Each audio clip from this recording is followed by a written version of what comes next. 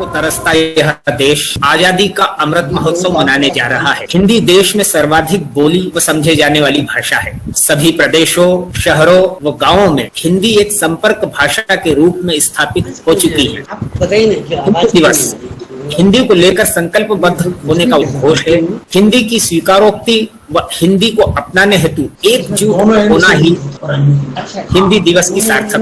देश में हिंदी सर्वव्यापी होने के उपरांत भी भाषाई राजनीति की वजह से प्रपंच में पड़ जाती है, जो कि अनुचित ही है।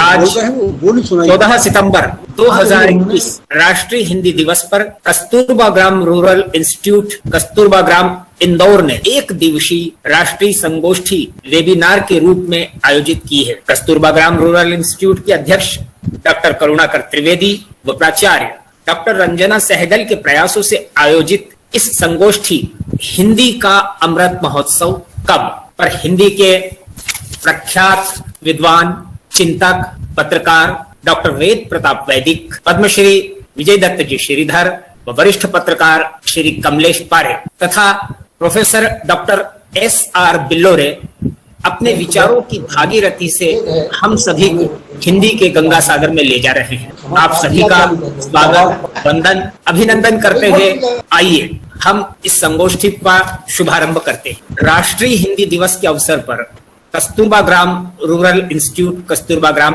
इंदौर के द्वारा आयोजित राष्ट्रीय संगोष्ठी हिंदी का अमृत महोत्सव कब के प्रथम वक्ता है जाने माने वरिष्ठ पत्रकार श्री कमलेश जी पारे। इंदौर से पत्रकारिता प्रारंभ करने वाले श्री पारे जी जयपुर, उदयपुर और मुंबई में दैनिक भास्कर पत्र के महाप्रबंधक रह चुके हैं। आप मध्य प्रदेश सरकार की जनसंपर्क प्रबंधन में 20 वर्षों के अनुभवी हैं। इंदौर नगर निगम में महापौर निवास में विशेष कर्तव्य अधिकारी के रूप में आपने जनसंपर्क के लिए अनेक नवाचार व प्रयोग किए। नवीन पत्रकारों के लिए आप एक पाठशाला है। सहयोग, समन्वय, सद्भावना आपकी विशेषता है। हिंदी के आप प्रबल पक्षधर व समर्थक हैं। पद्मश्री विजय दत्त जी श्रीधर वरिष्ठ पत्रकार हैं। 50 वर्षों से अधिक समय तक पत्रकारिता के क्षेत्र में अपनी कलम के आलोक से वे देश को आलोकित कर रहे हैं। उनके द्वारा प्रदेश की राजधानी भोपाल में स्थापित संचालित सप्रे संग्रहालय एक ज्ञान तीर्थ के रूप में जाना व माना जाता है। नवभारत समूह के समूह संपादक रह चुके पद्मश्री श्रीधर जी द्वारा स्थापित सप्रे संग्रहालय एक आश्चर्य है। 2 से 3 करोड़ पृष्ठ इस संग्रहालय में संग्रहित है। पत्रकारिता के आद्य संपादक श्री माधव राव जी सप्रे को समर्पित यह संग्रहालय ज्ञान, संचार, संवाद की त्रिवेणी है। दादा माखनलाल चतुर्वेदी के कर्मवीर को श्री श्रीधर जी ने पुनः प्रारंभ करके एक ऐतिहासिक व कभी न भूलने वाले कार्य को मूर्त रूप दिया है।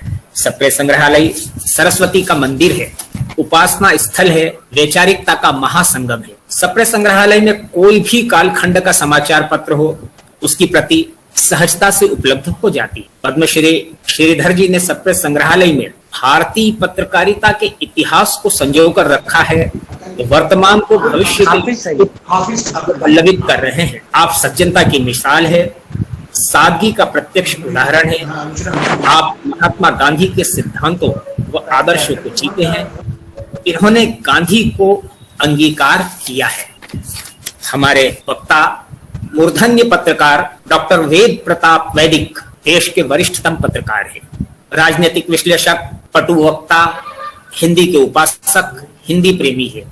आप हिंदी को भारत व विश्व मंच पर स्थापित करने की दिशा में सदा प्रयत्नशील रहते हैं। इंदौर में जन्मे श्री वैदिक जी ने देवी अहिल्या विश्वविद्यालय से अपनी महाविद्यालयीन शिक्षा पूर्ण की।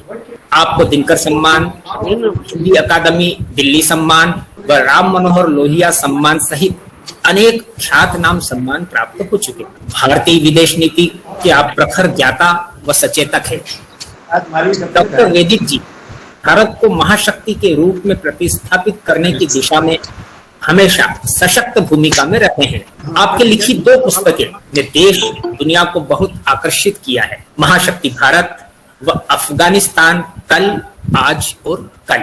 श्री वैदिक जी ने मात्र 13 वर्ष की आयु में हिंदी के लिए सत्याग्रह किया था और पहली बार वो जेल भी गए थे। उन्होंने अंतरराष्ट्रीय राजनीति पर अपना शोध ग्रंथ PhD हेतु हिंदी में लिखा।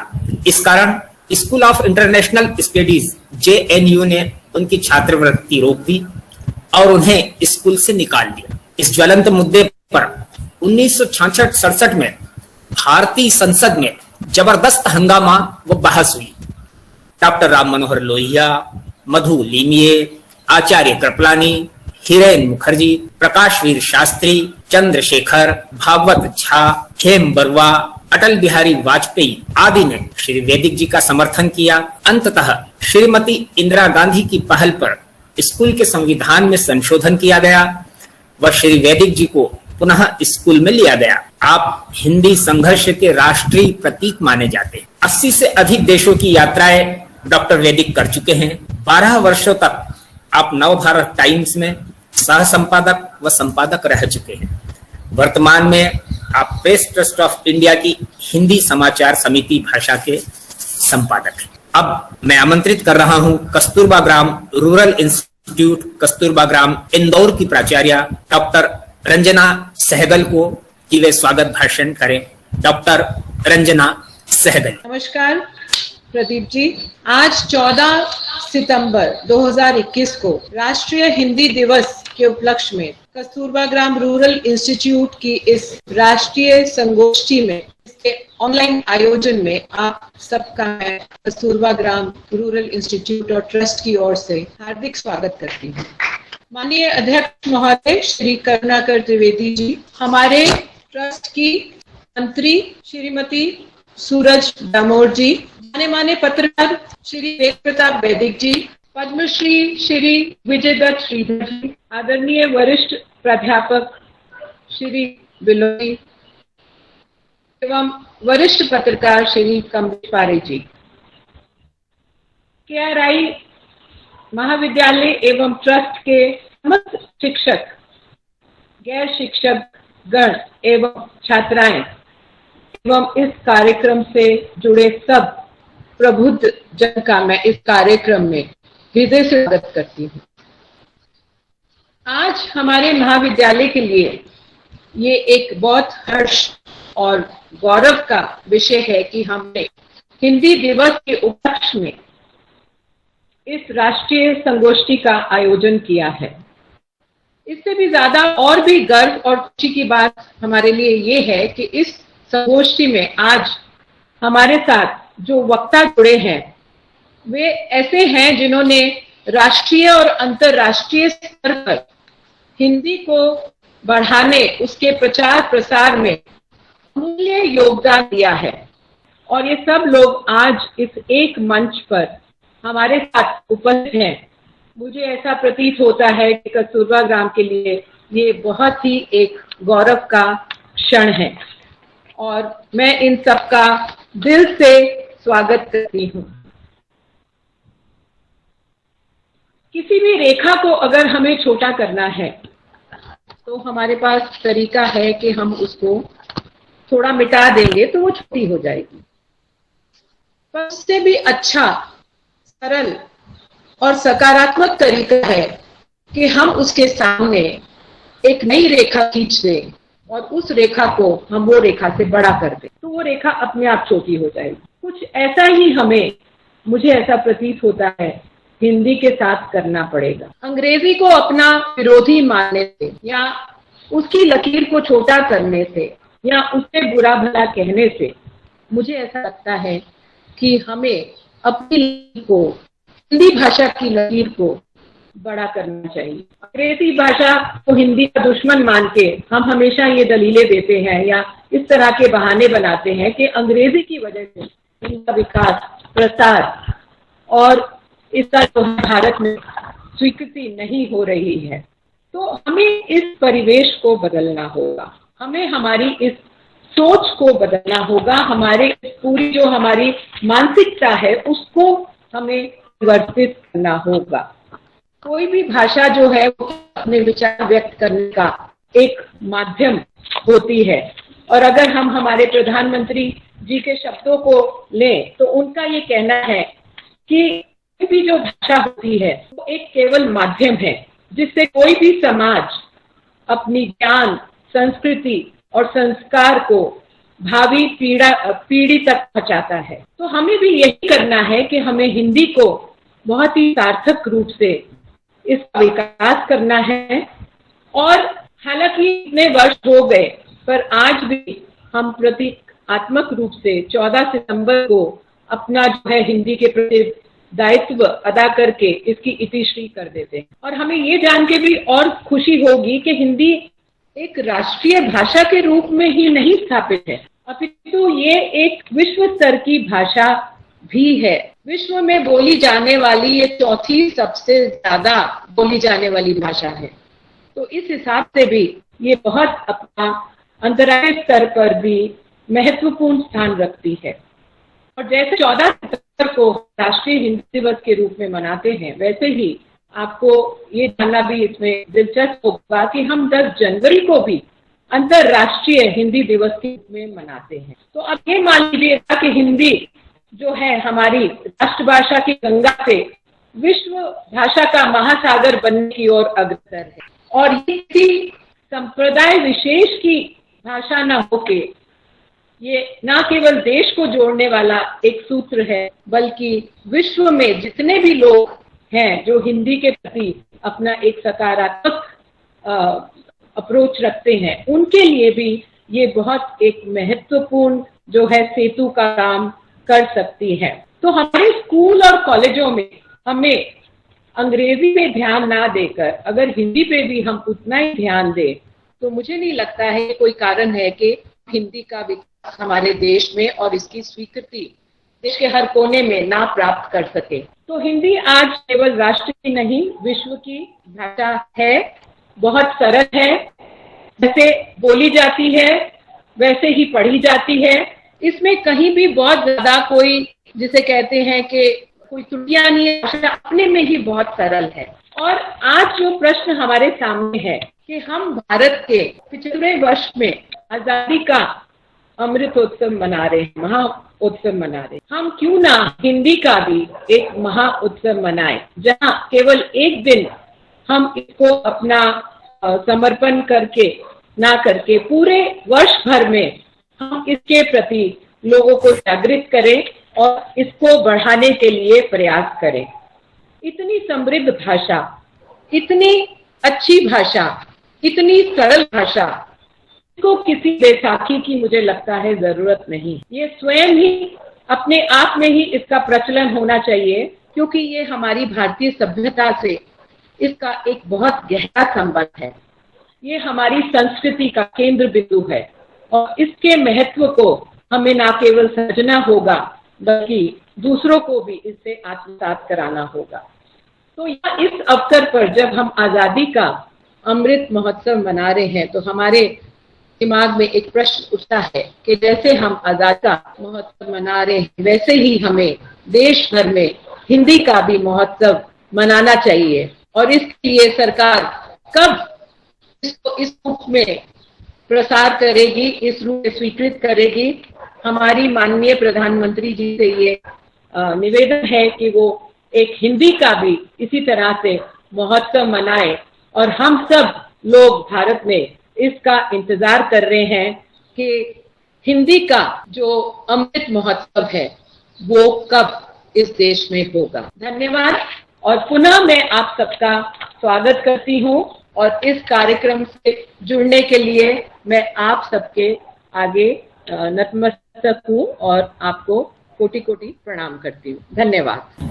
बहुत बहुत धन्यवाद प्राचार्य महोदया डॉक्टर रंजना सहगल। हिंदी का अमृत महोत्सव कब? इस राष्ट्रीय संगोष्ठी के प्रथम वक्ता के रूप में बहुत ही आदर के साथ आमंत्रित कर रहा हूं मैं वरिष्ठ पत्रकार श्री कमलेश जी पारे। आदरणीय श्री पारे जी। प्रदीप जी, मेरी आवाज आप तक आ रही है? मैं आप सबका बहुत बहुत आभारी हूँ, क्योंकि आज की इस वेबिनार के जो मुख्य वक्ता हैं वे सभी मेरे शैक्षणिक, बौद्धिक सामाजिक और पारिवारिक अग्रज हैं। इन सब ने मुझे बड़ा होते हुए देखा है, इसलिए मैं आपका आभारी हूँ कि उनके सामने मुझे बोलने का अवसर आपने दिया है। मित्रों, हम जिस पीढ़ी में रह रहे हैं वह पीढ़ी ऐसी है कि हमको 15 अगस्त की सुबह हमारा पोता पूछता है कि 15 अगस्त क्यों मनाया जाता है। 26 जनवरी के दिन हमारे घर में ही कोई सदस्य पूछ लेता है कि 26 जनवरी को क्यों मनाई जाती है। यानी अब हम इस पीढ़ी के साथ रहने लगे हैं। तो सबसे पहले मैं ये बता दूं कि 14 सितंबर को ही हिंदी दिवस क्यों मनाया जाता है। आज डॉक्टर वैदिक का एक बड़ा महत्वपूर्ण लेख छपा है, आप लोग इसको देखिएगा। उसमें इसका वर्णन है कि हम 14 सितंबर को ही हिंदी दिवस क्यों मनाते हैं। 12, 13 और 14 सितंबर 1949 को संविधान सभा में कन्हैयालाल जी, माणिकलाल जी मुंशी ने एक प्रस्ताव पारित करवाया था, जिसमें हमारी संविधान सभा ने यह स्वीकार किया था कि आजाद भारत की राष्ट्रभाषा या राजभाषा हिंदी होगी। उसी के साथ हमारे यहाँ ये भी तय हुआ था कि आने वाले 15 वर्षों तक अंग्रेजी जो है वो उसकी सह राजभाषा होगी। सह राजभाषा, वैदिक जी मेरे को यदि सुन रहे हैं तो वो आपने यही लिखा है कि 15 वर्षों का एक समय लिया गया था कि 15 वर्ष बाद हिंदी जो है वो मुख्य राजभाषा रहेगी और अंग्रेजी तब तक सह राजभाषा रहेगी। लेकिन हमारे सिस्टम ने, हमारे यहाँ की जो राज व्यवस्था है, उसने हमारे साथ धोखा किया। हमें ये मौका ही नहीं दिया गया कि हम इसको अपनी राजभाषा बना सकें। बीच में एक राजभाषा अधिनियम बन गया।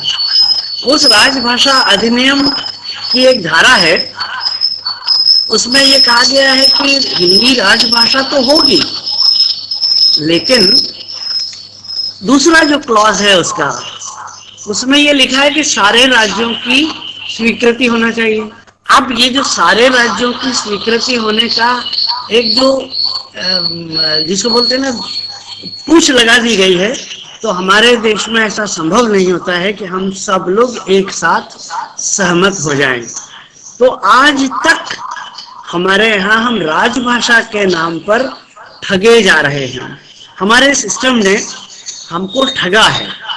तो इसलिए मैं तो कहता हूँ कि 14 सितंबर को हमारी संविधान सभा ने जो स्वीकार किया था, उसको हमें पालन करवाने के लिए अपने सिस्टम को मजबूर करना पड़ेगा, नंबर 1। नंबर 2, हमारे संविधान की धारा 350 कहती है कि कोई भी व्यक्ति अपनी शिकायत अपनी मातृभाषा में कर सकता है, और 350A कहती है कि प्रत्येक बच्चे को अपनी मातृभाषा में शिक्षा का अधिकार है। लेकिन उसके बाद भी हम आज तक इसका पालन नहीं करवा पाए हैं। आप लोग जो भी मध्य प्रदेश में रहते हैं, या मेरे ख्याल से तो आप सभी मध्य प्रदेश में ही हैं, हमारे यहाँ एक प्रकरण हुआ है, बड़ा भारी प्रकरण है वो, उसको कहते हैं पीएमटी कांड। पीएमटी कांड की जांच, हमारे यहाँ एक बड़ा भारी कांड हुआ पीएमटी कांड। उस पीएमटी कांड की जांच सीबीआई को दी गई है। सीबीआई ने 1 साल तक जांच नहीं की। दूसरे साल वो आके कहती है कि साहब मध्य प्रदेश में सारे दस्तावेज हिंदी में हैं और हमारे अफसर उसको पढ़ नहीं सकते, इसलिए आप इसका अनुवाद हिंदी अंग्रेजी में करा के दिए। यानी ये उस देश की बात हो रही है जिस देश के संविधान की धारा 350 कहती है कि इस देश का प्रत्येक काम या कोई भी शिकायत अपनी मातृभाषा में की जा सकती है। और अब अगला 1 साल जो है वो उस तमाम प्रकरण के 2000 या 5000 पृष्ठों के हिंदी अनुवाद में, के अंग्रेजी अनुवाद में लग गया। यानी न्याय जिसको कहते हैं ना कि न्याय का देर से मिलना ही अन्याय है। तो इस तरह से हमारे यहाँ हम अपना संविधान, अपनी संविधान सभा का निर्णय, इवन हम सब कहते हैं महात्मा गांधी हमारे राष्ट्रपिता हैं। महात्मा गांधी ने 1916 के लखनऊ अधिवेशन में कहा था कि मेरे लिए आजादी का मामला राष्ट्रभाषा हिंदी जितना ही महत्वपूर्ण है, लेकिन हमने आज तक उसको अपने सिस्टम से पालन नहीं करवाया। सब सरकारें आ गई, सब तरह की सरकारें आ गई, सब रंगों की सरकारें आ गई, लेकिन हमने उसका पालन नहीं करवाया। एक घटना सुनिए कि जब सोवियत रूस में, मतलब वैदिक जी चूंकि उस विषय के विद्वान हैं, वे उसको मेरी बात को आपकी पुष्टि करेंगे। जब हमारे यहाँ हम आजाद हुए थे तो हमने अपना पहला राजदूत रूस में भेजा था और हमारे राजदूत ने अपने परिचय पत्र रूस की सरकार को अंग्रेजी में दिए थे। तो आपको आश्चर्य होगा, रूस की सरकार ने वे पत्र लेने से मना कर दिया था। उन्होंने कहा था कि हम किसी भी गुलाम देश के प्रतिनिधि को अपने यहाँ राजदूत नहीं स्वीकार करेंगे, क्योंकि ये तो आपकी भाषा है ही नहीं जिसमें आपने लिखा है, जिसमें आपने हमको अपना परिचय पत्र दिया है, वो आपकी भाषा है ही नहीं। आप अपनी भाषा में दीजिए, हम स्वीकार कर लेंगे। ये 1948-49 की बात कर रहा हूँ, जब भारत ने रूस में पहला राजदूत भेजा था और उस पहले राजदूत का परिचय पत्र अस्वीकार हो गया था क्योंकि वो अंग्रेजी में था। एक और कहानी सुनिए, विश्व युद्ध जब चल रहा था तो फ्रांस का कुछ हिस्सा जर्मनी ने कब्जा कर लिया था। अब वहां जो स्कूलों में पढ़ाई सब होने लगी थी, तो जर्मनी की रानी कहीं वहां उस हिस्से में दौरा करने गई और बच्चों ने फ्रांस का राष्ट्रगीत भी गा लिया, सब कर लिया। अब उन्होंने बच्चों से पूछा कि तुम सब अच्छा कर रहे हो, मुझसे कुछ मांगो। तो उन बच्चों ने उन महारानी से कहा कि आप हमारी शिक्षा हमारी भाषा में करवा दीजिए, हमें अपनी भाषा में पढ़ने से ही ज्ञान मिलता है। और ये सब बातें जो हैं ये कहीं ना कहीं दस्तावेज के रूप में हैं। अच्छा, हुआ क्या कि वैदिक जी तो चूंकि मुझे याद है 1960 में हमारे यहाँ जो देश में बहुत कुछ आंदोलन हुए थे, जो राष्ट्रव्यापी आंदोलन थे, बहुत महत्वपूर्ण आंदोलन थे। उनमें अंग्रेजी हटाओ एक आंदोलन था और वैदिक जी उसमें राष्ट्र में नायक के रूप में उभरे थे। उस आंदोलन का राष्ट्रव्यापी स्वरूप तो बन गया, लेकिन उसमें अंग्रेजी हटाओ के बाद हिंदी लाओ भी जुड़ गया। हिंदी लाओ जुड़ते से ही वो तमिलनाडु में उस आंदोलन का विरोध होने लगा, जबकि वो अंग्रेजी हटाओ आंदोलन था। हिंदी उसके बाद आना ही थी, लेकिन उसके बाद चूंकि उसमें हिंदी लाओ भी जुड़ गया, यानी ये निश्चित रूप से किसी, जैसे मैंने कहा ना कि हमें अपने सिस्टम ने ठगा है, हमें अपनी सरकारों ने भाषा के मामले में ठगा है। ठीक उसी तरह अंग्रेजी हटाओ आंदोलन, जिसके नायक वैदिक जी को मैंने देखा है अपने बचपन में, अपनी किशोरावस्था में, तो उस आंदोलन को फेल करने के लिए सिर्फ उसमें एक शब्द जोड़ दिया गया, हिंदी लाओ। हिंदी लाओ से ही पूर्वोत्तर में एक विरोध खड़ा हो गया, दक्षिण में विरोध खड़ा हो गया, और आज हम संवैधानिक प्रावधान होते हुए, हमारे संविधान सभा की स्वीकृति होते हुए, आज हम 14 सितंबर के दिन, मतलब आज एक मैंने किसी चर्चा में सुना था कि हिंदी भाषियों को 14 सितंबर के दिन हिंदी का उन्माद आ जाता है।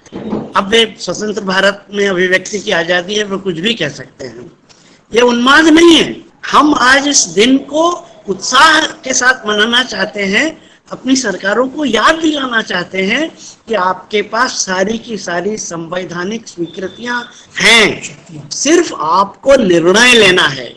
अब आप सोचिए कि जिस दिन मध्य प्रदेश की जमीन पर सीबीआई ने कहा था कि साहब यहाँ के रिकॉर्ड सारे हिंदी में हैं, हमको अंग्रेजी में चाहिए, तो इस देश के प्रधानमंत्री को, मध्य प्रदेश के मुख्यमंत्री को, हम सबको उस सीबीआई को गालियां देनी चाहिए थी कि तुमने संविधान पढ़ रखा है क्या?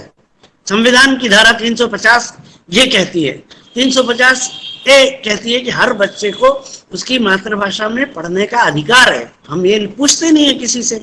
तो यदि हम हिंदी दिवस मना रहे हैं, हिंदी के प्रति हमारे मन में उत्साह है, उन्माद नहीं है, हमारे मन में कोई उन्माद किसी के प्रति नहीं है, हमारे मन में उत्साह है, तो इस उत्साह से हम अपनी सरकारों को मजबूर करें कि सब आपके पास जो व्यवस्थाएं हैं उनको लागू कीजिए ना। आप आजाद भारत की सरकार है, हमारे वोट से बनी हुई सरकार है। एक अभी निर्णय भी हुआ था सुप्रीम कोर्ट में, M वेंकट चलैया और S मोहन न्यायाधिपति ने कहा था कि हर बच्चे को अपनी मातृभाषा में पढ़ने का अधिकार है, लेकिन बावजूद इसके वो सुप्रीम कोर्ट का वो निर्णय किसी रद्दी की टोकरी में पड़ा हुआ है। तो आज हम सबका कर्तव्य है कि हम अपने जो भी भाग्य विधाता हैं उनको ये बताएं कि साहब आपके पास ये सब हैं, फिर आप लागू क्यों नहीं कर रहे हैं? हमको मूर्ख समझते हैं क्या आप? या हमको आप वोट देने की मशीन और खुद को चुनाव जीतने की मशीन समझते हैं क्या? तो ये सब चीजें हमको पूछनी चाहिए। लॉर्ड मैकॉले का उदाहरण हम लोग सब स्कूलों में पढ़ते थे, कॉलेजों में पढ़ते थे। तो 2 फरवरी 1835 के दिन ब्रिटिश संसद में लॉर्ड मैकॉले का एक भाषण है, वो बाकायदा रिकॉर्डेड भाषण है। ब्रिटिश संसद के उस भाषण में लॉर्ड मैकॉले ने कहा है कि मैंने भारत के ओर छोर भ्रमण किए हैं, मैंने एक भी आदमी नहीं पाया जो चोर हो। समृद्धि, सक्षम व्यक्ति और ऐसी प्रतिभा मिली कि उन्हें देखकर लगता है कि हम उन्हें नहीं जीत सकते, जब तक कि हम इसका सांस्कृतिक और नैतिक मेरुदंड न तोड़ दें। हमारा सांस्कृतिक मेरुदंड हमारी भाषा है। हमारी भाषा को बाकायदा षड्यंत्र के साथ तोड़ा गया है। ये जो हमारे यहाँ अंग्रेजी बोलने वाले, डॉक्टर लोहिया अक्सर कहते थे कि लोक भाषा नहीं होगी तो लोक राज आ ही नहीं सकता। डॉक्टर लोहिया एक बात बड़ी अच्छी कहते थे कि इस देश में लोक भाषा, लोक भूषा, लोक भोजन, लोक भवन और राजभाषा, राजभूषा, राजभोजन, राजभवन, इसमें अंतर है। तो अंग्रेजी बोलने वाले लोगों ने अपने को राज में रखा था। अंग्रेजी हमारे यहाँ राज करने का एक औजार बन गई थी। इस औजार से हमको मुक्ति पाना है, और वो मुक्ति हमको तभी मिलेगी जब हमारे पास अपनी भाषा में। मैं जानता हूँ वैदिक जी हिंदी को लेकर कितने गंभीरता से देश भर में लड़े हैं, और उनकी लड़ाई में काफी कुछ सफलता भी हाथ आई है। हमारे बीच में श्रीधर जी हैं। श्रीधर जी का परिचय कुछ भी दिया जाए, लेकिन श्रीधर जी का किया हुआ काम, भोपाल का सप्रे संग्रहालय जब तक आप नहीं देखेंगे तब तक आपको लग ही नहीं सकता कि हिंदी की इतनी बड़ी सेवा कोई हमारे में से उठ के कर सकता है। सप्रे संग्रहालय आपको दिख रहा होगा, ये फोटो मैं सप्रे संग्रहालय में ही हूँ, मेरे साथ बिल्लोरे साहब भी बैठे हैं, श्रीधर जी भी बैठे हैं। ये हिंदी की सेवा का इतना अद्भुत काम है कि दुनिया में ऐसे काम बहुत कम हुए होंगे। मैंने कहा था आप लोगों से अपनी बातचीत शुरू करते समय कि चूंकि यहाँ पे 3 और मेरे वरिष्ठ वक्ता ऐसे बैठे हैं जिनके सामने मैं बड़ा हुआ हूँ, जो मेरे बौद्धिक, शैक्षणिक, सामाजिक, पारिवारिक अग्रज हैं। करुणाकर भाई साहब मेरे लिए पारिवारिक अग्रज हैं, श्रीधर जी या बिलोरे सर मेरे लिए पारिवारिक अग्रज हैं, तो इनको ज्यादा सुनना है मुझे। अब मैं अपनी बात को विराम देता हूँ। आपने मुझे सुना, उसके लिए बहुत बहुत धन्यवाद। बहुत बहुत धन्यवाद श्री पारे जी। पद्मश्री विजय दत्त जी श्रीधर, वरिष्ठ पत्रकार, सप्रे संग्रहालय भोपाल के संस्थापक, अब हमारे मध्य हिंदी का अमृत महोत्सव कब विषय पर विचार मंथन हेतु अपने विचार प्रकट कर रहे हैं आदरणीय श्री श्रीधर जी। धन्यवाद। सभी मित्रों को नमस्कार। आपने विषय बहुत अच्छा चुना है, हिंदी का अमृत महोत्सव। और अमृत महोत्सव कैसे मनाया जा सकता है, इस पर हम लोगों ने कुछ समय पहले से विचार करना शुरू किया है। मित्रों, ये जो माधवराव सप्रे स्मृति समाचार पत्र संग्रहालय है, ये जिस महामनीषी के नाम पर है वो हिंदी के आद्य कथाकार और समालोचकों में प्रतिष्ठित है। हिंदी पत्रकारिता को संस्कारित करने में उनका महत्वपूर्ण अवदान है। हिंदी में अर्थशास्त्र की पारिभाषिक शब्दावली के वे कोशकार हैं। समर्थ स्वामी रामदास के कालजयी ग्रंथ दासबोध और लोकमान्य बाल गंगाधर तिलक के गीता रहस्य जैसे अनुदित ग्रंथों से सप्रे जी ने हिंदी वाङ्मय की श्रीवृद्धि की है। अब मुख्य मुद्दा था सप्रे जी थे कौन। सप्रे जी मूलतः मराठी भाषी थे, लेकिन उन्होंने आजीवन हिंदी सेवा का व्रत लिया और उसे निभाया। आज के स्वनामधन्य संपादक श्री बाबूराव विष्णु पराडकर, जिनकी द्वारा गढ़ी गई पत्रकारिता की हिंदी शब्दावली और शैली के आधार पर पिछले लगभग समझ लीजिए 100 सालों से हिंदी पत्रकारिता चल रही है, वो भी मूलतः मराठी भाषी।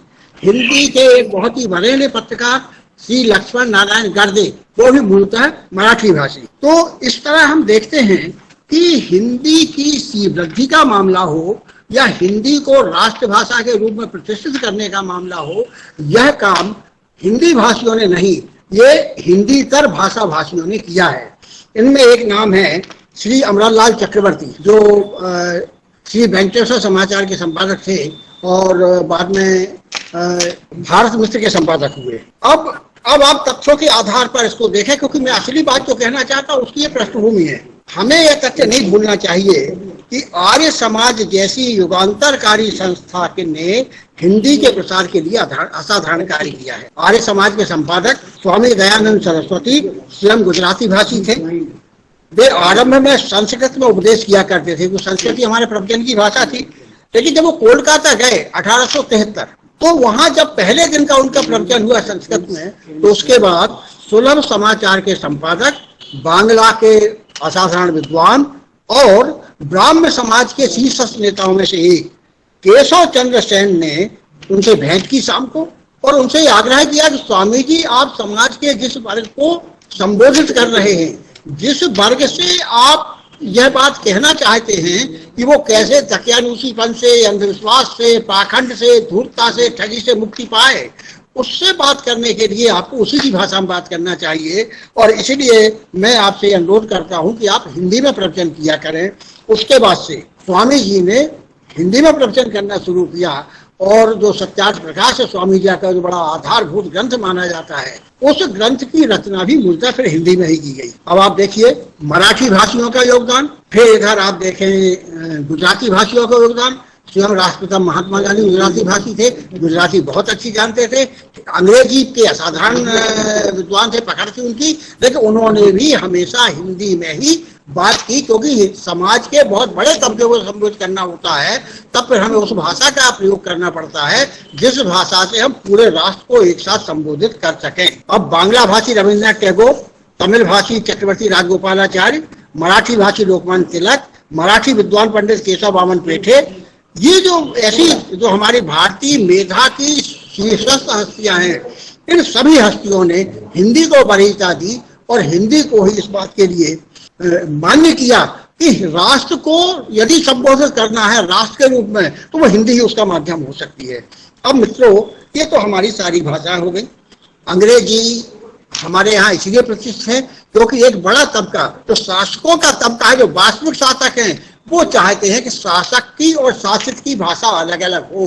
तो अंग्रेजी यहाँ ज्ञान से ज्यादा, ये कहना चाहिए कि ज्ञान से ज्यादा यहाँ रौब की भाषा है, आतंक की भाषा है। ये भाषा डराती है प्रजा को, ये राजा और प्रजा के बीच बड़ी खाई पैदा करती है, और इसीलिए होता है। लेकिन इसमें एक और बात हमको समझना चाहिए कि राष्ट्रभाषा का दर्जा कोई संविधान नहीं देगा, राष्ट्रभाषा का दर्जा कोई सरकार नहीं देगी, राष्ट्रभाषा का दर्जा समाज देता है। और राष्ट्रीय आंदोलन के समय, स्वतंत्रता संग्राम के दौरान इसे राष्ट्रभाषा के रूप में स्वीकार कर लिया गया था। अब आप याद करिए 1918 में महात्मा गांधी हिंदी साहित्य सम्मेलन के इंदौर अधिवेशन की अध्यक्षता करने के लिए इंदौर पहुंचते हैं, और उसी मंच पर महात्मा गांधी ने ये कहा था कि ये राष्ट्रभाषा हिंदी ही हो सकती है। इसके लिए उन्होंने प्रयास करने की बात कही थी, लेकिन महात्मा गांधी परोपदेश कुशल बहुत नहीं थे। वो जो कहते थे उस पर आचरण भी करते थे। और इसलिए जब दक्षिण भारत में हिंदी के प्रचार प्रसार के लिए कार्यकर्ताओं की समर्पित हिंदी शैलियों की आवश्यकता महसूस हुई, तो उसमें सत्यनारायण मोटूर जी जैसे विद्वानों के साथ साथ उन्होंने अपने छोटे बेटे देवदास गांधी को भी मद्रास भेजा, जिसे आज हम चेन्नई के रूप में जानते हैं। तो इस तरह हमारे यहाँ ये सब काम हुए हैं। अब आपको टिप्पणियां और मैं कहता हूँ जो जल्दी उनकी बात समझ में आ जाएगी। हमारे यहाँ रविन्द्रनाथ टैगोर बांग्ला भाषी थे, जिन्हें नोबेल पुरस्कार मिला था साहित्य का। एशिया के पहले व्यक्ति थे जिन्हें साहित्य का पुरस्कार मिला। और उन्होंने ये कहा था कि आधुनिक भारत की संस्कृति एक विकसित शतदल के समान है, जिसका एक एक दल एक एक प्रांतीय भाषा और उसकी साहित्य संस्कृति है। किसी एक के मिटा देने से उस कमल की शोभा नष्ट हो जाएगी। हम चाहते हैं कि भारत की सब प्रांतीय बोलियां, जिनमें सुंदर साहित्य की सृष्टि हुई है, अपने अपने घर में रानी बनकर रहें। प्रांत के जन गण की हार्दिक चिंता की प्रकाश भूमि स्वरूप कविता की भाषा को होकर रहें, और आधुनिक भाषाओं के हार के मध्यमणि हिंदी भारत भारती होकर विराजती रहे। अब इससे ज्यादा स्पष्ट मंतव्य कोई व्यक्त नहीं कर सकते। फिर गुजरात शिक्षा सम्मेलन की अध्यक्षता करते हुए महात्मा गांधी ने बड़ी अच्छी बात कही। उन्होंने कहा किसी देश की राष्ट्रभाषा वही भाषा हो सकती है जो वहां की अधिकांश जनता बोलती हो। वह सांस्कृतिक, राजनीतिक और आर्थिक क्षेत्र में माध्यम भाषा बनने की शक्ति रखती हो। वह सरकारी कर्मचारियों एवं सरकारी कामकाज के लिए सुगम तथा सरल हो, जिसे सुगमता और सहजता से सीखा जा सकता हो, जिसे चुनते समय क्षणिक, अस्थायी और तात्कालिक हितों की उपेक्षा की जाए और जो संपूर्ण राष्ट्र की वाणी बनने की क्षमता रखती हो। बहुभाषी भारत में केवल हिंदी एक भाषा है जिसमें ये सभी गुण पाए जाते हैं। ये हमारे यहाँ के दो शीर्षक जो महापुरुष हैं उनकी बात है। अब मैं कुछ बात करता हूँ समाज के अपनी जिम्मेदारी निभाने की। हम हिंदी का अमृत महोत्सव मनाएं, हम हिंदी को राष्ट्रभाषा के ऊंचे आसन पर व्यवहार में पूरी तल्लीनता, समर्पण और निष्ठा के साथ प्रतिष्ठित करें। इसके लिए कुछ काम करने की जरूरत है। जैसे मैंने इसमें कुछ सूत्र निकाले हैं। उसमें से पहला सूत्र है कि हिंदी का पठन पाठन पूरे देश में माध्यमिक विद्यालयों से विश्वविद्यालयों तक हो। प्राथमिक विद्यालयों में शिक्षा का माध्यम केवल मातृभाषा हो। जो हिंदी भाषी क्षेत्र है, ये दूसरा सूत्र है, तो हिंदी भाषी क्षेत्र हैं उनमें विश्वविद्यालय स्तर पर कोई एक अन्य भारतीय भाषा अनिवार्यतः पढ़ाई जाए। इसका व्यवहारिक स्वरूप यह हो कि मलयालम, तमिल, तेलुगु, कन्नड़, मराठी, गुजराती, बांग्ला, ओडिसी आदि भाषाओं के लिए प्रत्येक हिंदी भाषी प्रदेश में एक एक विश्वविद्यालय निर्दिष्ट कर दिया जाना चाहिए। ऐसे राज्य जिनकी अपनी भाषा है, यथा पश्चिम बंगाल में बांग्ला, उड़ीसा में ओडिसी, असम में असमिया, केरल में मलयालम, तमिलनाडु में तमिल, आंध्र और तेलंगाना में तेलुगु, कर्नाटक में कन्नड़, महाराष्ट्र में मराठी, गुजरात में गुजराती, पंजाब में पंजाबी आदि प्रांतों में पहले स्थान पर उनकी अपनी भाषा हो और दूसरे भाषा के रूप में हिंदी का पठन पाठन हो। तीसरी भाषा, अब ये तीसरी मुद्दा है। तीसरी भाषा के रूप में अंग्रेजी, फ्रेंच, मैंडारिन, जापानी, जर्मन, रूसी आदि भाषाओं को रखा जाए। इनमें से कोई एक भाषा थोपने के बजाय ज्ञानार्जन के लिए जो विद्यार्थी जिस भाषा में प्रवीण होना चाहे उसे उस विदेशी भाषा के चयन की स्वतंत्रता दी जाए। ज्ञान प्रवाह के लिए अंग्रेजी को सभी खिड़की दरवाजे खुले रखे जाएं। इसमें एक विशेष बात है, यह तथ्य ध्यान में रखना होगा कि भारतीय वाङ्मय की संस्कृति समृद्धि संस्कृत से है।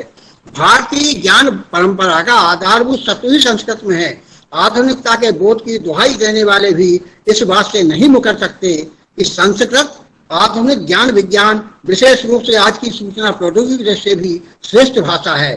भारत और भारतीयता से जुड़े रहने के लिए संस्कृत को शास्त्रीय भाषा के रूप में पठन पाठन के विशेष अवसर और तदनुरूप प्रोत्साहन उपलब्ध कराया जाना चाहिए। इसी का दूसरा हिस्सा है, भारत में ऐसी अनेक भाषाएं बोलियां हैं जिन्हें संविधान की भाषिक अनुसूची में भले ही स्थान न मिला हो, उन्हें जीवंत बनाए रखना उन भाषा भाषियों के साथ साथ संबंधित राज्य सरकारों और भारत सरकार को कर्तव्य है और दायित्व। हिंदी को राष्ट्रभाषा बनने के लिए किसी सरकार या तंत्र की आवश्यकता नहीं है। यह तो लोक का अधिकार है। स्वतंत्रता संग्राम के युग में ही इसका निर्णय हो चुका है। परवर्ती सवाल राजभाषा का है, जो शासक वर्ग की बदनीयती और कतिपय राजनीतिज्ञों की दुर्नीतियों का शिकार बनती है। इस सवाल का जवाब किसी के पास नहीं है कि लोकतंत्र में जब पूरी शासन व्यवस्था और खजाने की मालिक जनता होती है, तब ऊंची ऊंची आसंदियों पर बैठने वाले मुट्ठी भर लोग यह फैसला कैसे कर सकते हैं कि जनता का काम किस भाषा में हो। अंग्रेजी पठकरों का दावा है कि गुणवत्ता की दृष्टि से अंग्रेजी अपरिहार्य है। भारत में केंद्र और राज्य सरकारों के स्तर पर कैसी गुणवत्तापूर्ण सेवाएं अंग्रेजी का शासक और प्रशासकों ने दे रखी है और दे रहे हैं, उसकी असलियत किसी से छुपी हुई नहीं है। भारी भ्रष्टाचार, कार्यालयों में अराजक स्थितियां, कामकाज में असाधारण विलंब, लाल फीताशाही जैसी तमाम गुणवत्ताएं इसी अंग्रेजी गुणवत्ता की चौपड़ी हैं। यद्यपि 2011 की जनगणना के भाषाई आंकड़े अधिकृत तौर पर सामने नहीं आए हैं, परंतु अंग्रेजी परस्तों का यह दावा जरूर है कि भारत में हिंदी के बाद अंग्रेजी ही दूसरी भाषा के रूप में स्थापित है। हिंदी का जो आंकड़ा बताया गया है उसके अनुसार हिंदी को प्रथम भाषा मानने वाले 42 करोड़ तथा दूसरी और तीसरी भाषा को बरसने वाले 13 करोड़ लोग हैं। यह संख्या 55 करोड़ से ऊपर होती है। अंग्रेजी के दावों में 2.26 लाख लोगों की मातृभाषा अंग्रेजी है, वहीं 8.60 करोड़ लोगों की दूसरी भाषा और 3.12 करोड़ लोगों की तीसरी भाषा अंग्रेजी बताई गई है। इसका जोड़ लगाकर ये दावेदार अंग्रेजी को दूसरे स्थान पर बिठा देते हैं। इसका मतलब यह हुआ कि अंग्रेजी परस्त लोग बांग्ला, तमिल, तेलुगु, मराठी, गुजराती, कन्नड़, मलयालम आदि सभी भारतीय भाषाओं को अंग्रेजी से नीचे स्थान देते हैं। यह अजीब गलत है। अंग्रेजी पलस्तों से भरे राष्ट्रीय ज्ञान आयोग की 2006-2009 की रिपोर्ट बताती है कि भारत में अंग्रेजी का प्रयोग करने वालों की संख्या 1% भी नहीं होती। सन 2001 की जनगणना के अनुसार हिंदुस्तान में प्रथम भाषा के रूप में अंग्रेजी का प्रयोग करने वालों की संख्या केवल 2,26,449 रही। जनसंख्या में अनुपात मात्र 0.03% है। वास्तविकता यह है कि अखिल भारतीय सेवाओं के अफसरों, ऊंची अदालतों के जजों और वकीलों, कारपोरेट घरानों, उनके कारकुनों और तथाकथित दूसरे घरानों में अंग्रेजी का प्रभुत्व है। यही तबका शासनिक, प्रशासनिक और आर्थिक सत्ता को चलाता है। सत्ता का यह दुर्गुण होता है कि वह जन समाज के पास जाते हुए असहज होती है, डरती है। उसे शासक और शासित के बीच एक गहरी और चौड़ी खाई चाहिए। अंग्रेजी उसे सुरक्षा का टापू का आभास देती है। भारत में सारे भाषाई दुष्चक्र इसी वजह से रचे जाते हैं। इनमें एक दुष्चक्र अंग्रेजी की गुणवत्ता का है, तो दूसरा दुष्चक्र भारतीय भाषाओं में द्वंद्व पैदा करने का है। इस द्वंद्व में तमिलनाडु जैसे प्रदेश के नेता अपना राजनीतिक हित देखने लगते हैं।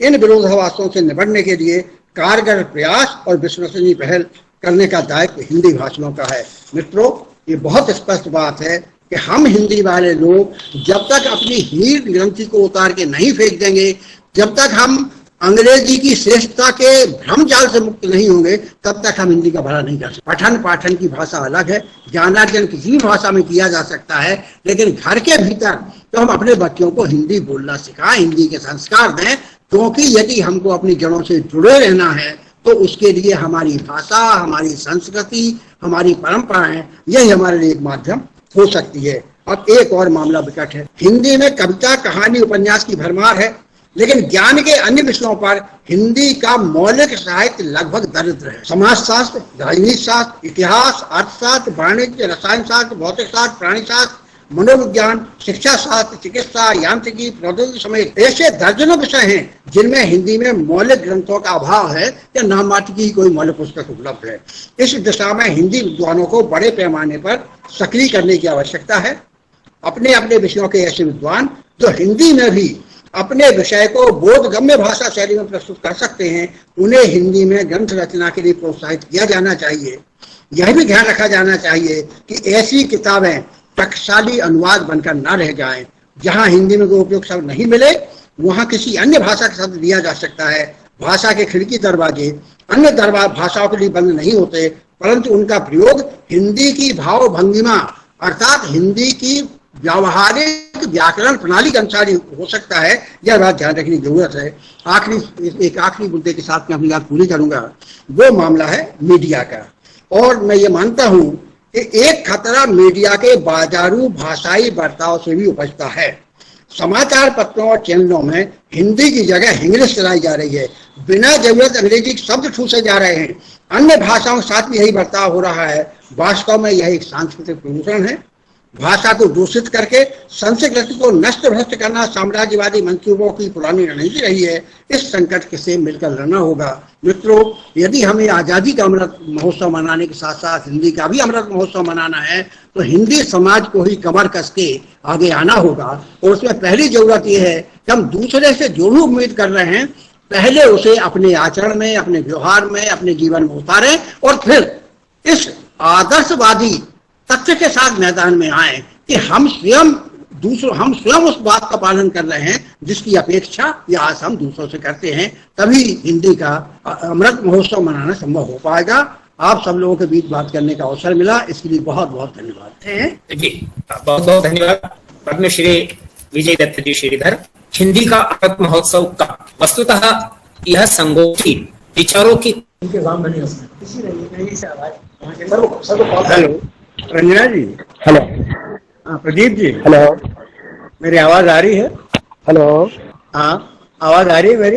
हेलो। हाँ मुझे आवाज आ रही है। आवाज आ रही है प्रदीप जी? हाँ हाँ, हाँ प्रदीप जी, रंजना जी। जी सर, आवाज आ रही है आपकी? आवाज आ रही है? जी आ रही है। हाँ, सप्रे संग्रहालय के निदेशक संस्थापक आदरणीय पद्मश्री श्रीधर जी, मेरे भाई कमलेश पारे जी वरिष्ठ पत्रकार, और वहाँ कस्बा ग्राम में विराजित आदरणीय डॉक्टर करुणाकर त्रिवेदी, डॉक्टर रंजना सहगल, मेरे भाई प्रदीप जोशी जी और अन्य मित्र। डॉक्टर वैदिक जी भी अगले वक्ता के रूप में उनको भी मैं प्रणाम करता हूँ, नमस्कार करता हूँ। इन दो वक्ताओं ने जो कुछ कह दिया हिंदी के बारे में, मुझे नहीं लगता कि इसके ज्यादा मैं कुछ कह पाऊंगा।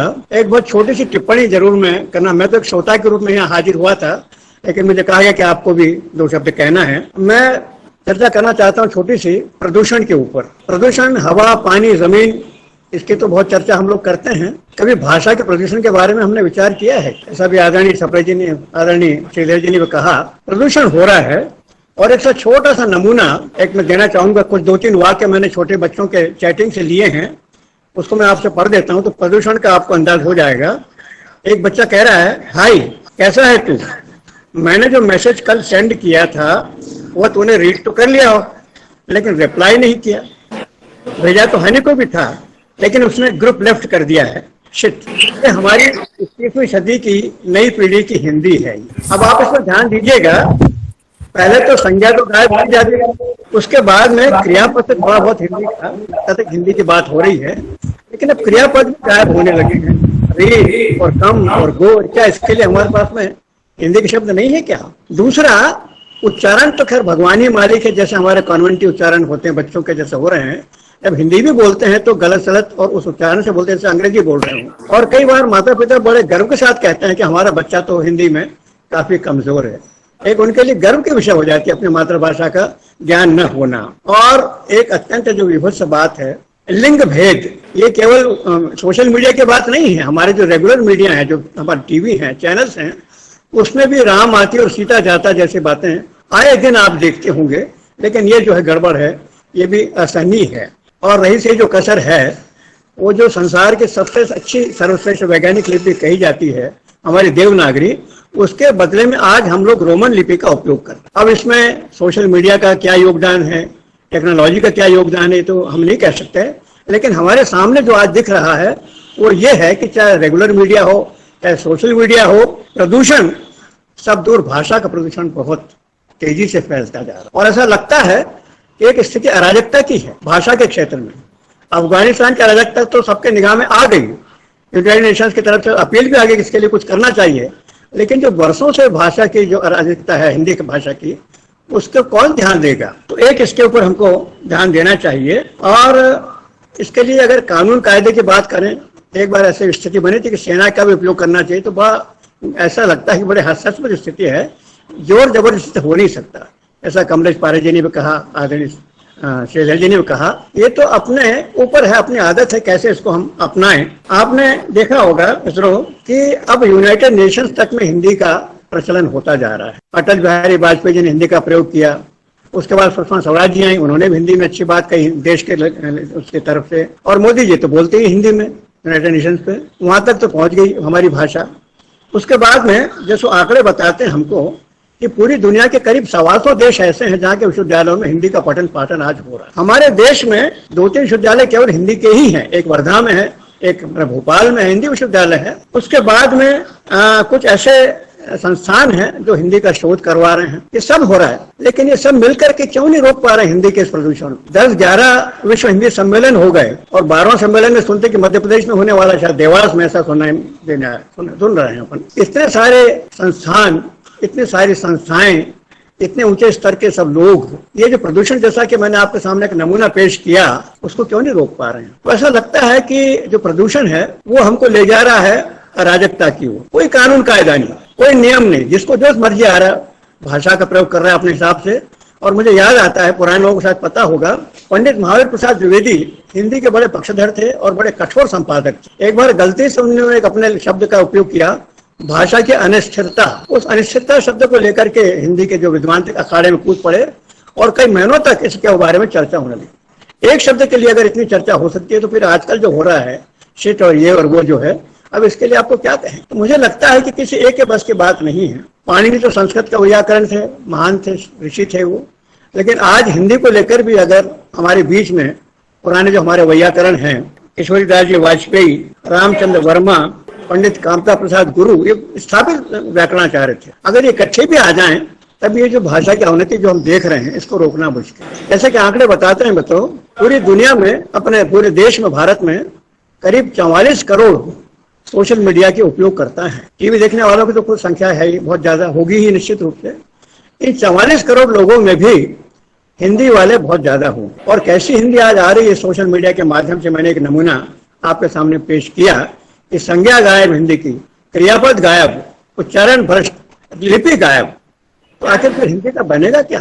और अगर 21वीं सदी में अगर हिंदी का हमको ये स्वरूप दिखाई दे रहा है तो मैं समझता हूं कि फिर 22वीं सदी में क्या होगा इसकी कल्पना भी आप कर। तो प्रदूषण से अराजकता, और अराजकता शायद हमको अंत की ओर ले जाएगी। ऐसे कई बोलियां और भाषाएं हैं दुनिया में जो कि हर साल गायब हो जाए, लुप्त हो जाती है। क्या हिंदी का भी यही हाल होने वाला है? हमको इसके ऊपर सोचना पड़ेगा।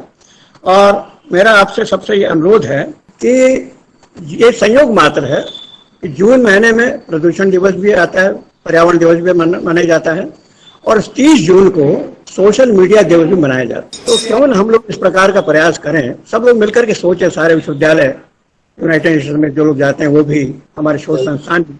अब वो सूर्य के काव्य में बाल मनोविज्ञान का चित्रण और गोस्वामी तुलसीदास के काव्य में मर्यादाओं का चित्रण, ये सब समय गया। अब सकते क्या घिसे पिटे विषय है। मेरा आपसे अनुरोध है सब लोगों से कि ये जो हिंदी का स्वरूप हो रहा है क्यों हो रहा है, और इसको कैसे हम ठीक कर सकते हैं, इस अराजकता को कैसे हम दूर कर सकते हैं, के ऊपर सब लोग हम सोचेंगे। मुझे आप लोगों ने बुलाया कहने के लिए, मेरी बात कहने के लिए मैं आपको बहुत बहुत धन्यवाद देता हूं। और हमारे अगले वक्ता, प्रखर वक्ता डॉक्टर वेद प्रताप वैदिक, जिनका पूरा जीवन ही हिंदी के लिए समर्पित है, उनको सुनने के लिए मैं उत्सुक हूँ। धन्यवाद। बहुत बहुत धन्यवाद प्रोफेसर डॉक्टर बिल्लोरे। हम उन्हें आमंत्रित कर रहे हैं वस्तुतः जो इस संगोष्ठी के केंद्र में है, हिंदी को विश्व मंच पर स्थापित करने के लिए इस एक सशक्त हस्ताक्षर के रूप में जाने व माने जाते हैं डॉक्टर वेद प्रताप वैदिक। डॉक्टर वैदिक के बारे में मैं कुछ कहूं, इससे बेहतर है कि हम उन्हें सुने और गुने। डॉक्टर वैदिक, आपका हार्दिक अभिनंदन है, स्वागत है। मैं बहुत प्रसन्न हूं कि इंदौर के कस्तूरबा विद्यालय ने आज ये इतना सुंदर आयोजन किया है। हमारे भाई श्याम बिल्लोरे जी, कमलेश जी, श्रीधर जी, सब मेरे अभिन्न मित्र हैं, सब भाई हैं मेरे, बिल्कुल मित्र से भी ज्यादा हैं। और श्रीधर जी ने तो जो संग्रहालय का काम किया है वो अद्भुत है, बेजोड़ है। और कमलेश जी भी बराबर कई मंत्रियों के साथ, कई सांसदों के साथ रहे, हमेशा हिंदी का काम आगे बढ़ाते रहे। और श्याम जी तो मैं समझता था 50 साल पहले भी, 60 साल पहले भी, कि मुझसे 1-2 साल छोटे हैं। अभी 15 दिन पहले मालूम पड़ा कि मुझसे 1.5 साल बड़े हैं। तो वो मेरे बड़े भाई हैं। श्रीधर जी भी मुझसे बड़े होंगे। दोनों को प्रणाम करता हूँ। मुझे बहुत आनंद हो रहा है। आज इतने अच्छे भाषण हुए हैं, तीनों वक्ताओं ने इतनी बातें कह दी हैं कि अब कोई बहुत ज्यादा बात कहने की रहती नहीं है। लेकिन मैं थोड़ी थोड़ी बातें जोड़ देता हूँ, जहाँ मुझे लगता है कि थोड़ी सी नई सूचना मुझे पता है वो आपको मैं बता दूँ। जैसे आजकल, आज भी मैं 4 घंटे से यहाँ बैठा हुआ हूँ। दिल्ली का एक प्रसिद्ध होटल है ताज मानसिंह, आज इसमें बहुत बड़ा समारोह था हिंदी का। उसमें भी और आज के वक्ताओं ने भी कहा कि हिंदी दुनिया की तीसरी या चौथी भाषा है। ये बहुत आंकड़ा पुराना पड़ गया है और इसमें गैर जानकारी बहुत ज़्यादा है। कहते हैं कि चीनी भाषा सबसे ज़्यादा है। क्यों ज़्यादा है? क्योंकि चीन के लोग ज़्यादा हैं। लेकिन आप कभी चीन गए? मैं चीन दर्जनों बार गया हूँ और चीन में उतना ही दूर दूर तक घूमा हूँ जितना भारत में घूमा हूँ। मैं आपको क्या बताऊँ कि हर 2-3 प्रांतों के बाद चीनी सरकार मुझे नया दुभाषिया देती थी। मैं पूछता था कि उसी दुभाषिए को क्यों नहीं रखते हैं? तो बोले साहब वहाँ दूसरी भाषा बोलते हैं, इसको पल्ली नहीं पड़ेगी। जो मैंडारिन भाषा शंघाई में बोली जाती है, बीजिंग में बोली जाती है, वो माओ त्से-तुंग की जन्मभूमि में नहीं बोली जाती। वो कोरिया के पास जो प्रांत हैं, मंगोलिया के पास जो प्रांत हैं और या शिनक्यांग का इलाका है, वहाँ नहीं बोली जाती। इसलिए ये समझना कि चीनी भाषा विश्व की सबसे बड़ी भाषा है, ये तथ्यात्मक नहीं है। दुनिया में इस समय सबसे ज़्यादा बोले जाने वाली भाषा अगर कोई है तो वो हिंदी है। हिंदी से ज़्यादा किसी भाषा को बोलने वाले दुनिया में इस समय नहीं है। और जैसा कि अभी बताया गया कि दुनिया के करीब 100-125 विश्वविद्यालयों में हिंदी पढ़ाई जाती है और हिंदी को अंग्रेजी के मुकाबले लोग कहते हैं कि कमज़ोर भाषा है। उनको हिंदी के मूल स्वभाव का ही पता नहीं है। हिंदी संस्कृत की पुत्री है और भारतीय भाषाओं की भगिनी है। ये उसकी सबसे बड़ी शक्ति है। संस्कृत की एक धातु से 2-2 लाख शब्द बनते हैं। देखिए कितने तो विभक्तियाँ होती हैं, कितने उसके अंदर 3 लिंग होते हैं, अंग्रेजी या पश्चिमी भाषाओं में है ही नहीं। और कितने उसके अंदर तरह तरह से परिवर्तन होते हैं। एक धातु से 2-2 लाख शब्द बनते हैं। और मैंने हैदराबाद में बैठे एक विद्वान के द्वारा ऐसे शब्दों का भंडार बना हुआ देखा है। वो शब्दकोश नहीं है, शब्द भंडार है, जिसमें 2-3 करोड़ शब्द उन्होंने बना के रखे हैं। इसलिए ये समझना कि हिंदी अंग्रेजी या फ्रेंच या जर्मन के मुकाबले या किसी भाषा के मुकाबले कमतर है, ये हमारी जानकारी की कमी है। दूसरी बात क्या है कि हिंदी और भारतीय भाषाओं का आंतरिक संबंध है। हिंदी कोई घर में तैयार की गई मसाला डाल के छोंक लगा के बनाई हुई भाषा नहीं है।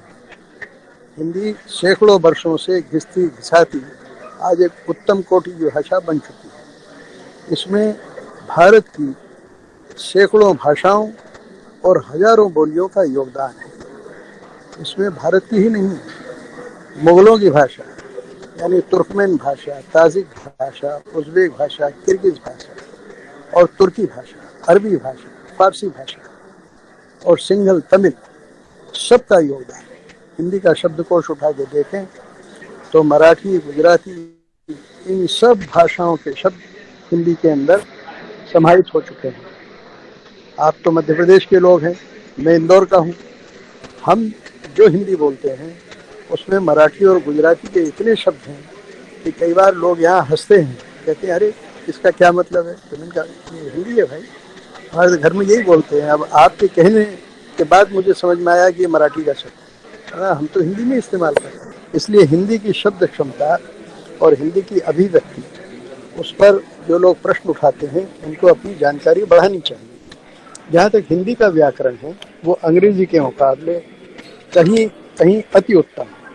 उच्चारण तो अंग्रेजी में इतना भ्रष्ट है कि मैं आपको क्या उदाहरण दूँ। मैं उदाहरण दूँ उसकी बजाय अच्छा है कि आप जॉर्ज बर्नार्ड शॉ का लेख पढ़ें।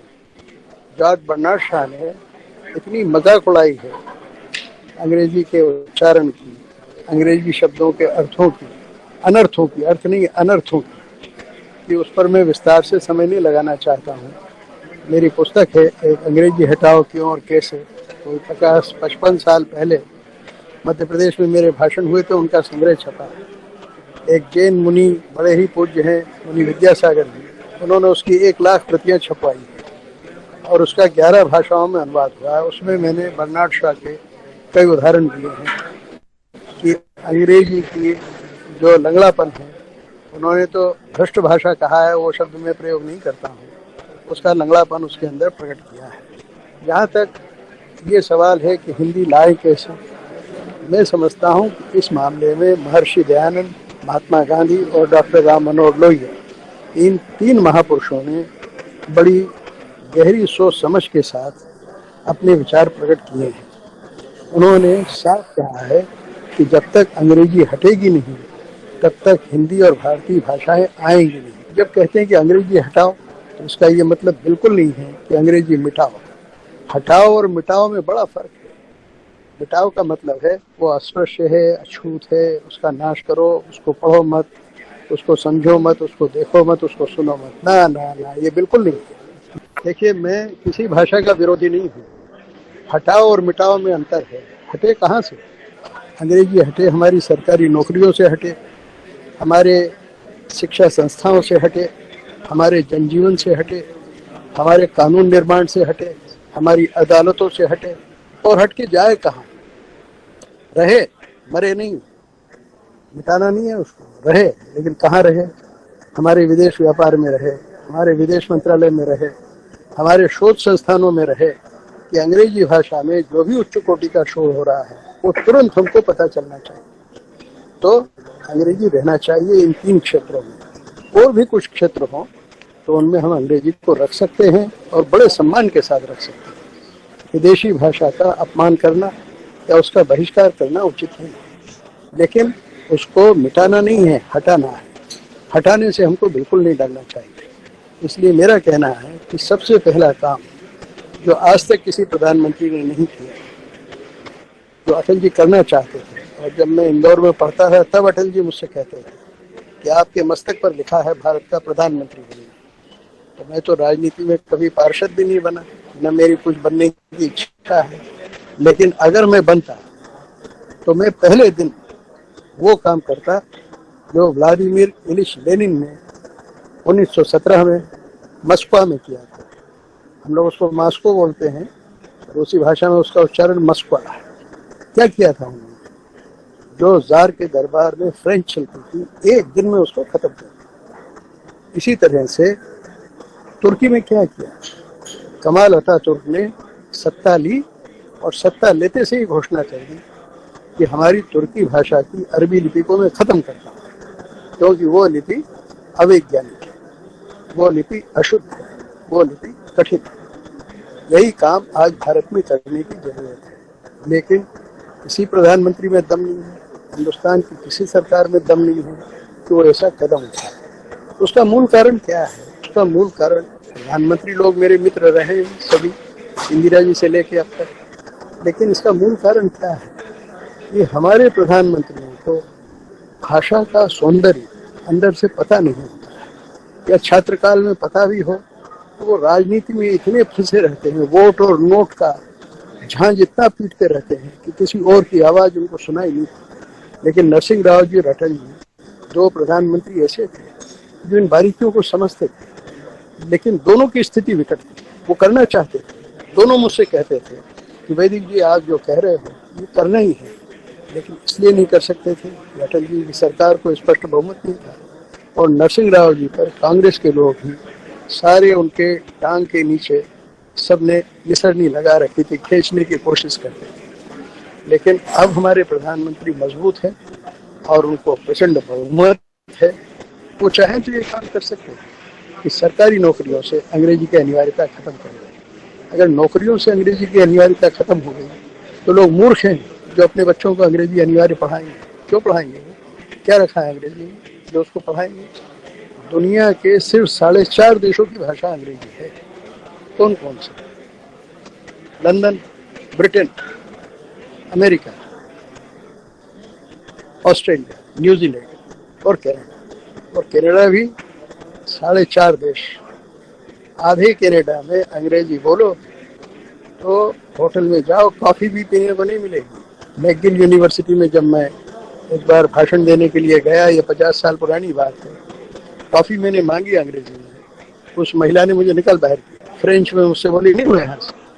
तब एक साथी मेरा गया, तब उसने जाके कॉफी मंगवाई। और जो गुलाम देश हमारे जैसे भारत रहे हैं, जो अभी भी कॉमनवेल्थ के राष्ट्रकुल के सदस्य हैं, वहाँ 2%, 4%, 8%, ज़्यादा से ज़्यादा 10% लोग अंग्रेजी समझते या जानते हैं। कहाँ है अंग्रेजी? हमारे यहाँ कितना नुकसान हो रहा है अंग्रेजी की अनिवार्यता के कारण।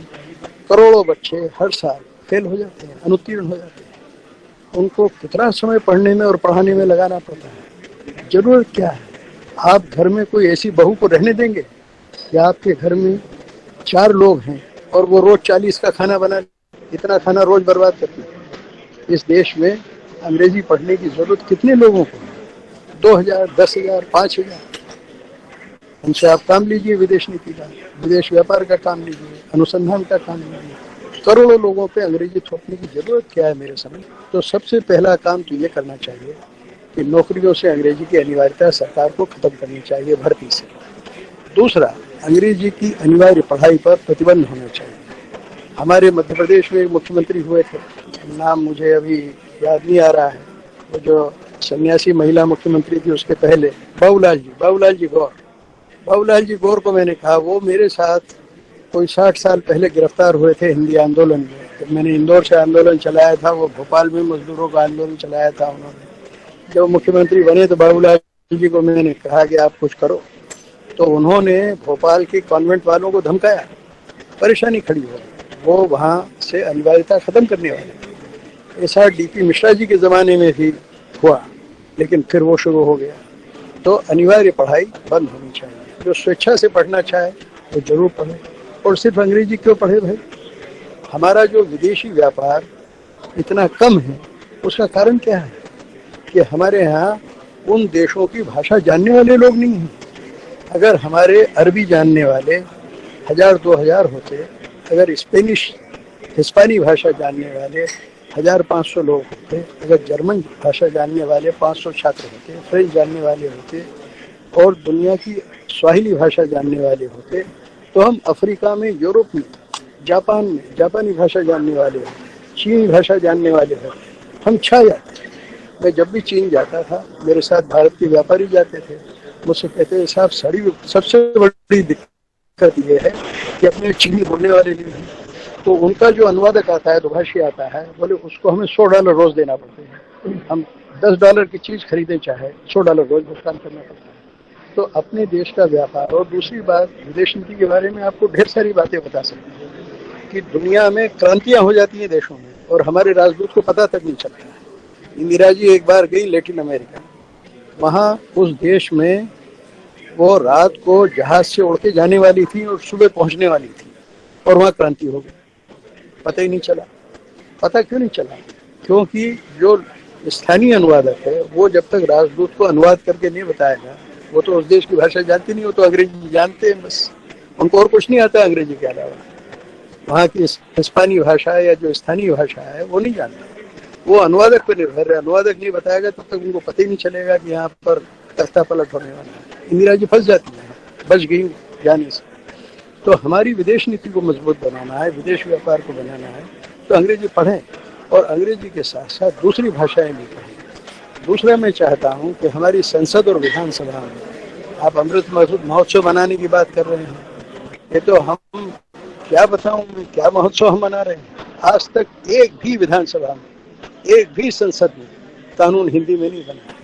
मैंने अपने मध्य प्रदेश के कैलाशनाथ जी काटजू से लेकर अब तक जितने मुख्यमंत्री हुए हैं सबको, कमलनाथ को भी, शिवराज चौहान को भी, सब मेरे मित्र हैं, और दिग्विजय को भी, सबको मैंने कहा कि भैया अपनी ये जो कानून बनवाते हो ये मूल हिंदी में बनवाओ।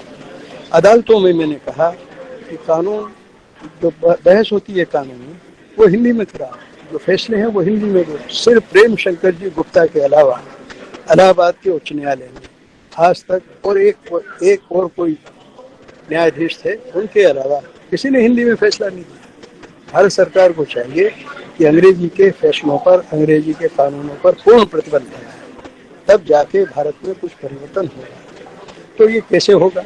अगर ये अचानक कर दे तो सारी व्यवस्था ठप हो जाएगी, क्योंकि हमारी सारी व्यवस्था तो अंग्रेजी में चलती है। तो क्या करना चाहिए? इसके लिए मेरा एक सुझाव है, आज नवभारत टाइम्स ने मेरा लेख छापा है, उसका शीर्षक ये दिया है कि हम शुरुआत करें अपने हस्ताक्षर से। सब लोग पहले अपना हस्ताक्षर हिंदी में करें। आज जितने लोग यहाँ बोल रहे हैं और जितने लोग इस सभा में सम्मिलित हैं, आप उनसे हाथ उठवाइए। उनमें से कई लोग ऐसे होंगे कि जो बैंकों में अपने दस्तखत अंग्रेजी में करते होंगे, हिंदी में नहीं करते होंगे। लेकिन आप देखें कि मेरे पास कम से कम 8-10 पासपोर्ट हैं। पिछले 50-55 साल से मैं विदेशों में घूमता रहता हूँ। आज तक एक भी पासपोर्ट पर, एक भी पारपत्र पर मैंने अंग्रेजी में दस्तखत नहीं किया। करीब 30-40 देशों में जहाँ मैं लंबा रहता रहा, वहाँ मैंने बैंक के खाते खोले। ऐसे देशों में जिनमें लोग हिंदी पढ़ने का सवाल ही नहीं, उनको यही पता नहीं कि भारत की भाषा हिंदी है, ऐसे देशों में भी मैं हिंदी दस्तखत करता था। किसी बैंक के प्रबंधक ने, मैनेजर ने आपत्ति नहीं की। पता नहीं क्यों हमारे देश में डर है। कम से कम आज आप सब लोग ये प्रण करें, प्रतिज्ञा करें कि अपने दस्तखत हिंदी में करेंगे। सारे विद्यार्थियों से हिंदी में दस्तखत कराने का अभियान चलाएंगे। राष्ट्रीय स्वयंसेवक संघ के सरसंघचालक मोहन भागवत जी ने मेरा नाम लेके 2013 में एक बहुत बड़ा सम्मेलन किया था बेंगलोर में। सारे विश्व के प्रचारक वहाँ आए थे। उनसे कहा कि अपने इंदौर वाले वैदिक जी को जानते हो कि नहीं। उन्होंने ये आंदोलन चलाया है कि दस्तखत हिंदी में करो, अभियान चलाया उन्होंने और उसका बहुत अच्छा परिणाम हुआ। अभी जो आंकड़े मेरे पास आए हैं, मध्य प्रदेश में एक अर्पण जैन नाम का लड़का है नौजवान, और एक ललित पांडे नाम का लड़का है लखनऊ। दोनों ने मिलकर कम से कम 50 लाख लोगों के दस्तखत अंग्रेजी से बदलवा के हिंदी में किए हैं। तो ये अभियान बड़े पैमाने पर चलना चाहिए। अपने बच्चों के साथ हम लोग हमेशा हिंदी में बात करें। आप देखिए लगभग हर घर में माता और पिता, माताजी और पिताजी तो मर गए, अब उनकी जगह कौन आ गए? मम्मी और डैडी। ना मम्मी के साथ जी लगता है, ना डैडी के साथ जी लगता है। माताजी और पिताजी के साथ तो जी भी लगता था। तो भाषा जो है वो संस्कारों को भी बदलती है। अब संस्कारहीन हमारे बच्चे होते जा रहे हैं। तो इसका कारण ये है कि उन पर अंग्रेजी लगी हुई है। हमारे नामपट जो बाजारों में है, जब मैं इंदौर में था तो सारे नामपट मैंने पुतवा दिए थे, सब हिंदी में हो गए थे। डर के मारे लोग हिंदी में, जिधर से मैं निकलता था अपनी साइकिल पर, लोग हिंदी में लिखवा देते थे नाम पर। उनको मालूम था कि दूसरे दिन वैदिक पुतवा दे रहा है। मेरा कहना यह है कि अब पुतवाने की जरूरत नहीं है, तोड़ने की जरूरत नहीं है, धमकी देने की जरूरत नहीं है। प्रेम से प्रेमाग्रह करना चाहिए। देखिए मेरे निवेदन पर जब देवेगौड़ा जी के सुपुत्र, देवेगौड़ा जी को मैं हिंदी पढ़ाया करता था यहाँ दिल्ली में, उनके सुपुत्र जब वहाँ मुख्यमंत्री बने तो उन्होंने एक नियम बनाया कि कर्नाटक के सारे शहरों और गाँवों में जितने दुकानों के नाम पर लिखे जाएंगे उनमें कन्नड़ भाषा ऊपर होगी। नीचे तुमको जो लिखना है लिखो, हिंदी लिखो, अंग्रेजी लिखो, फ्रांसीसी लिखो, जो लिखना है लिखो, ऊपर कन्नड़ होगी। कम से कम ऐसे नियम सारे राज्यों में बनाए जाने चाहिए। इसके अलावा आखिर में एक बात कहकर मैं अपनी बात समाप्त करता हूँ, और मुझे विश्वास है कि नरेंद्र भाई ये बात सुनेंगे, उन तक कोई पहुँचाएगा। वैसे तो पहुँच गया होगा, उन्होंने सुबह ही मेरा लेख पढ़ लिया होगा। मैंने ये कहा है, और ये बात मैंने नरसिंहराव जी से भी कही थी, कि हमारे देश में हम एक अनुवाद मंत्रालय कायम करें। अनुवाद मंत्रालय में हजारों लोग हमारे पास हैं, और हर जैसे कलेक्टर हमारे होते हैं, कमिश्नर हमारे होते हैं, इस तरह से जिले जिले तक अनुवाद मंत्रालय के लोग काम करें। और उन मंत्रालयों में, उस मंत्रालय के अंदर हम ऐसा करें कि हम अन्य भारतीय भाषाओं का हिंदी में और हिंदी को अन्य भारतीय भाषाओं में लाने का काम इतने बड़े पैमाने पर करें कि किसी अहिंदी भाषी को कभी शिकायत नहीं होनी चाहिए। अगर किसी अहिंदी भाषी को हिंदी से शिकायत है तो हमारे लिए डूब मरने की बात है। हम कैसे फिर बड़े भाई हुए?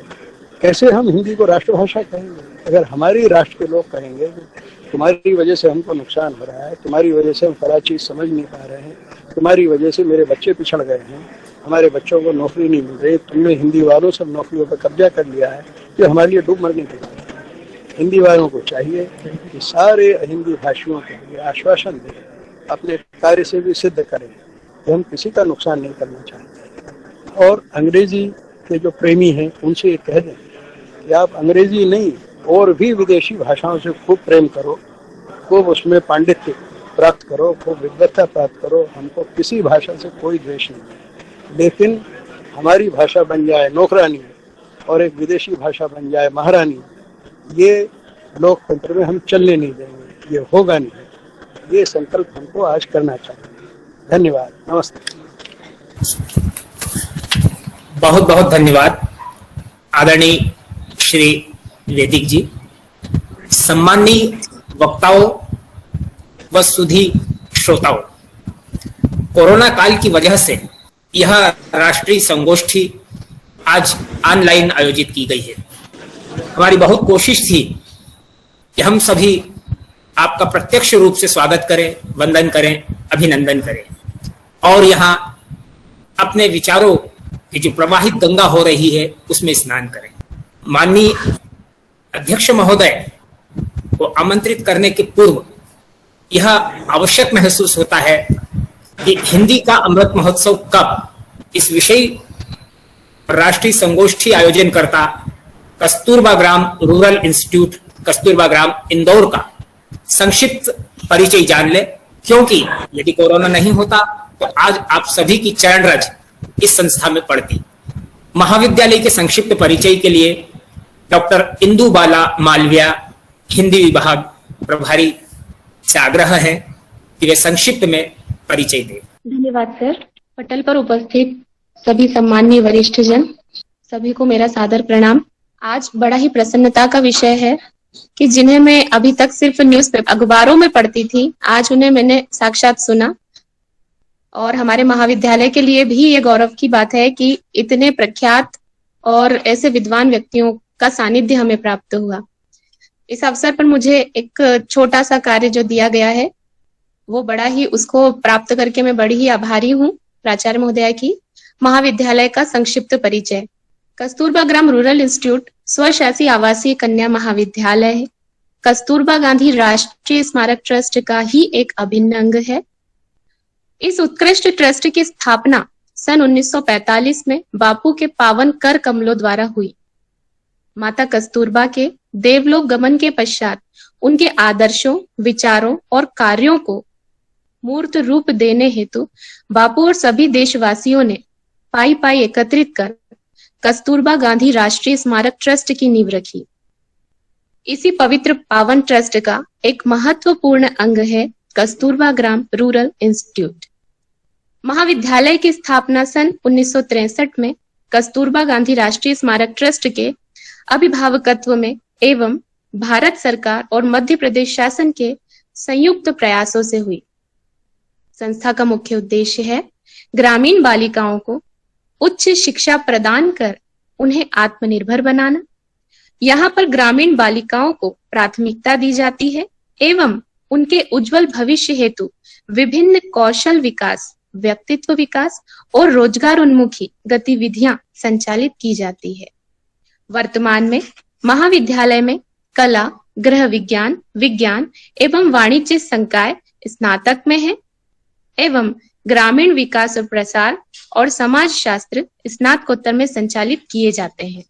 ग्रामीण विकास एवं प्रसार विषय सभी कक्षाओं हेतु अनिवार्य है, जिसके माध्यम से छात्राएं अपने ही ग्रामीण परिवेश के साथ जुड़कर न सिर्फ अपना विकास करती हैं, अपितु अपने ग्राम को भी विकास पथ पर प्रशस्त करती हैं। महाविद्यालय को सन 1969 में देवी अहिल्या विश्वविद्यालय इंदौर द्वारा संबद्धता प्राप्त हुई एवं सन 1988 में विश्वविद्यालय अनुदान आयोग ने महाविद्यालय को मध्य प्रदेश का महिला स्वशासी महाविद्यालय घोषित किया। संस्था वर्तमान में भी अपने पूर्व आदर्शों के साथ नवीन तकनीकी परिवर्तनों को स्वीकारती हुई प्रगति के पथ पर अग्रसर है। कोरोना आपदा ने न सिर्फ हमें अपितु पूरे राष्ट्र को प्रभावित किया, परंतु हमारी एकता और सहयोग की भावना ने हमें फिर से खड़े होने की शक्ति प्रदान की। हम सभी अपने प्रयासों और श्रमशीलता से महाविद्यालय को निरंतर विकास के पथ पर अग्रसर करने के लिए संकल्परत हैं। धन्यवाद। बहुत बहुत धन्यवाद डॉक्टर इंदु बाला जी। कस्तूरबा ग्राम राष्ट्रीय स्मारक ट्रस्ट के अध्यक्ष तथा इस राष्ट्रीय संगोष्ठी की अध्यक्षता कर रहे डॉक्टर करुणाकर त्रिवेदी जी से आग्रह है कि वे अपना अध्यक्षीय उद्बोधन दे। डॉक्टर त्रिवेदी जी। नमस्कार। तो मैं प्रारंभ ही कर रहा था। आज बहुत पुनीत अवसर है जब हम सब मिलकर हिंदी के बारे में चर्चा कर रहे हैं और हमारे साथ में मुझे बड़ा आत्मीय महसूस हो रहा है, क्योंकि जो भी आज वक्ता रहे वो हमारे प्रतीक चिन्ह, हमारे आदरणीय, हमारे समाज नेतृत्व प्रदान करने वाले लोग हैं और उनसे हमने आज बहुत सीखा। मेरा मूल उद्देश्य इस परिचर्चा में भाग लेने का आप सबको ये जताने का है कि हमको बहुत प्रसन्नता होती अगर ये आयोजन हम हमारे परिसर में कस्तूरबा गांधी राष्ट्रीय स्मारक ट्रस्ट के परिसर में और कस्तूरबा ग्राम रूरल इंस्टीट्यूट के परिसर में कर पाते और आपकी उपस्थिति से हमारा परिसर पवित्र होता। लेकिन फिर भी जो देखा, जो सुना, वो बहुत कुछ प्रोत्साहित करने वाला है। कुछ चीजें हैं जिनके बारे में मुझे लगता है कि थोड़े और वस्तुपरक विचार की आवश्यकता है। वैदिक जी ने एक बहुत संवेदनशील बात की तरफ हमारा ध्यान दिलाया और उन्होंने ये बताया कि अगर हम ये मानते हैं कि हम बड़े हैं हम श्रेष्ठ हैं, हम सबसे महत्वपूर्ण और सबसे व्यापक भाषा हैं और हम इस राष्ट्र में अपना स्थान स्थापित करना चाहते हैं, तो फिर राष्ट्र ने सहज भाव से हमको स्वीकार करना चाहिए। अपनी यात्रा, मैं तो डॉक्टर हूँ, मैं हिंदी से बहुत लगाव व्यक्तिगत जीवन में रहा, ऐसा नहीं कह सकता। मेरी सारी प्रशिक्षण अंग्रेजी में हुआ। मरीज जहाँ जहाँ में रहा, महाराष्ट्र में रहा या गुजरात में रहा या बंगाल में रहा, तो वहाँ के लोगों के भाषाओं में मैंने उनसे संवाद किया और ये अंदाज मुझे हुआ कि भाषा वास्तव में तादाद में स्थापित करने का माध्यम है। हम एक दूसरे को समझ सकें, हम एक दूसरे को समझा सकें, आवश्यकता हो तो हम एक दूसरे के प्रति संवेदना या सद्भाव व्यक्त कर सकें और हम एक दूसरे को अपने आप में समाविष्ट कर सकें, उनके विचारों को, उनकी उदात्तता को, उनके जीवन को, उसका एक माध्यम है। हम लोग जब पढ़ते थे हाई स्कूल में तो एक वाक्य आया था, साहित्य समाज का दर्पण है। आज जो स्थिति है हिंदी की, जिसके बारे में हमारी प्राचार्य जी के मन में विचार आया कि हम अपने आप से पूछें कि जैसे देश की स्वतंत्रता के 75 वर्ष मनाए जा रहे हैं, ऐसे हिंदी की स्थापना के, हिंदी की प्रतिष्ठा के, हिंदी के हमारे जीवन में उच्चतर स्थान प्राप्त करने के 75 वर्ष कब मनेंगे। तो उसका जवाब तो हमारे सामने है। हमको हिंदी भाषियों को प्रतिष्ठित होने से अगर कोई रोक रहा है तो वो सारे हिंदी भाषी हैं जो ये मानते हैं कि उनके काम के, उनके उपयोग के, उनके दैनंदिन जीवन में काम लाने लायक भाषा हिंदी नहीं है। मेरे एक बहुत अच्छे मित्र हैं, इंदौर के मूर्धन्य हृदय रोग विशेषज्ञ हैं। वो एक दिन बहुत दुखी रूप से मेरे कार्यालय में आए और कहने लगे, करुणाकर मैं आज बहुत निराश हूँ। मतलब क्यों निराश हैं आप? तो शहर के उच्चतर शिक्षण संस्थान में उनका पोता पढ़ता है और वो आया और उनसे पूछने लगा, दादाजी 28 क्या होता है? तो उन्होंने कुछ बोले, उसके पहले उसकी माँ ने कहा 28। तो उन्होंने कहा कि जहाँ हिंदी भाषी प्रदेश में उच्चतर शिक्षण प्राप्त करने के बाद एक बच्चा अपने समाज के हर वर्ग से संवाद स्थापित न कर पाए, ऐसी स्थिति हमने हमारी भाषा की कर दी है, तो हम अपने बारे में ऊंची अपेक्षाएं कैसे रख सकते हैं? ये प्रश्न हम सबके लिए विचारणीय है। इसका उल्लेख वैदिक जी ने थोड़े में किया था अपने भाषण के अंत में, वो हमको सोचना चाहिए। हम हिंदुस्तान में हमारे बहुत प्रांतों में केंद्र हैं, जाते हैं, और आप भी घूमे हैं बहुत, और आप जानते हैं कि बहुत कम राज्य हैं जहां पर उस राज्य की भाषा और शायद अंग्रेजी के अलावा मील के पत्थर में किसी और भाषा में, और हिंदी में तो बिल्कुल नहीं, अगर वो दक्षिण प्रांत है या पंजाब है तो लिखा जाता है। अगर हम वास्तव में हिंदी को वो स्थान देना चाहते हैं जो हमको मानते हैं कि उसका अधिकार है, तो फिर हमको एक आंदोलन चलना पड़ेगा जिसमें हम ये कहेंगे कि सारे देश में जो राजमार्ग हैं उनमें मील के पत्थरों पर देश की समस्त 16 भाषाओं में जानकारी दी जाए, क्योंकि यात्री किस भाषा का होगा ये तय करना हमारे लिए संभव नहीं है। तो इतनी उदारता तो उसमें हमारे मन में आनी चाहिए, हमारे बड़प्पन के कारण, बड़े होने के कारण। और उसके साथ में ये भी सोचना चाहिए कि एक हमारे बहुत प्रसिद्ध टीचर हैं डॉक्टर एस के मुखर्जी, वो कहा करते थे कि जो इलाज करता है, जिससे कष्ट दूर होता है, वही औषधि है। जिससे हम अपनी बात समझा सकें वही भाषा है, कि चाहे वो मलयालम हो या कन्नड़ हो या तमिल हो या पंजाबी हो या कश्मीरी हो या पश्तो हो या टर्किश हो, कोई भी भाषा हो, एक दूसरे से संवाद स्थापित करने का जो प्रावधान है वो पूरा हो तो हम भाषा का इस्तेमाल ठीक से कर रहे हैं, ऐसा लगता है।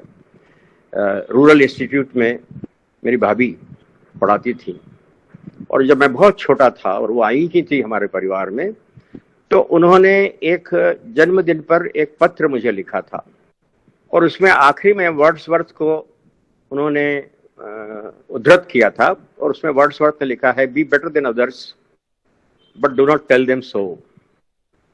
ये बहुत बड़ी बात है। हम ऊंचाइयां ग्रहण करें, प्राप्त करें, हमारे बच्चे शुद्ध हिंदी बोल सकें, हिंदी का प्रदूषण न हो। और हिंदी का प्रदूषण सिर्फ इसलिए होता है कि जीवन प्रदूषित है और उस जीवन का ही प्रभाव भाषा में परिलक्षित होता है। तो श्रेष्ठतम भाषा, शुद्धतम भाषा वो बने, लेकिन हमको किसी को सम्मेलन स्थापित करके कहने की आवश्यकता न पड़े कि हम श्रेष्ठ भाषा हैं, हम देवों की भाषा है, हमसे अच्छा कोई और नहीं है। ये जब हम कहते हैं तो हम बहुत सारे लोगों को, और ये विवाद जब पोट्टी रामुलु की मृत्यु हुई आंध्र प्रदेश में 1954 में, उसके बाद से हम सारे देश में देखते रहे हैं, उसको खत्म करने की, लोगों से जुड़ने की प्रयास करने की आवश्यकता है। राष्ट्रीय चेतना भाषा से संवाद को स्थापित करने के बारे में जागृत हो, और हिंदी दिवस मनाने के बदले में हम मातृभाषा दिवस, हर बच्चे को ये अधिकार हो, जैसा कहा गया, श्रीधर जी ने कहा शायद, कि उस बच्चे को अधिकार हो नैसर्गिक कि वो अपनी मातृभाषा में पढ़े। और हम जानते हैं कि सब बच्चों की मातृभाषा हिंदी नहीं है।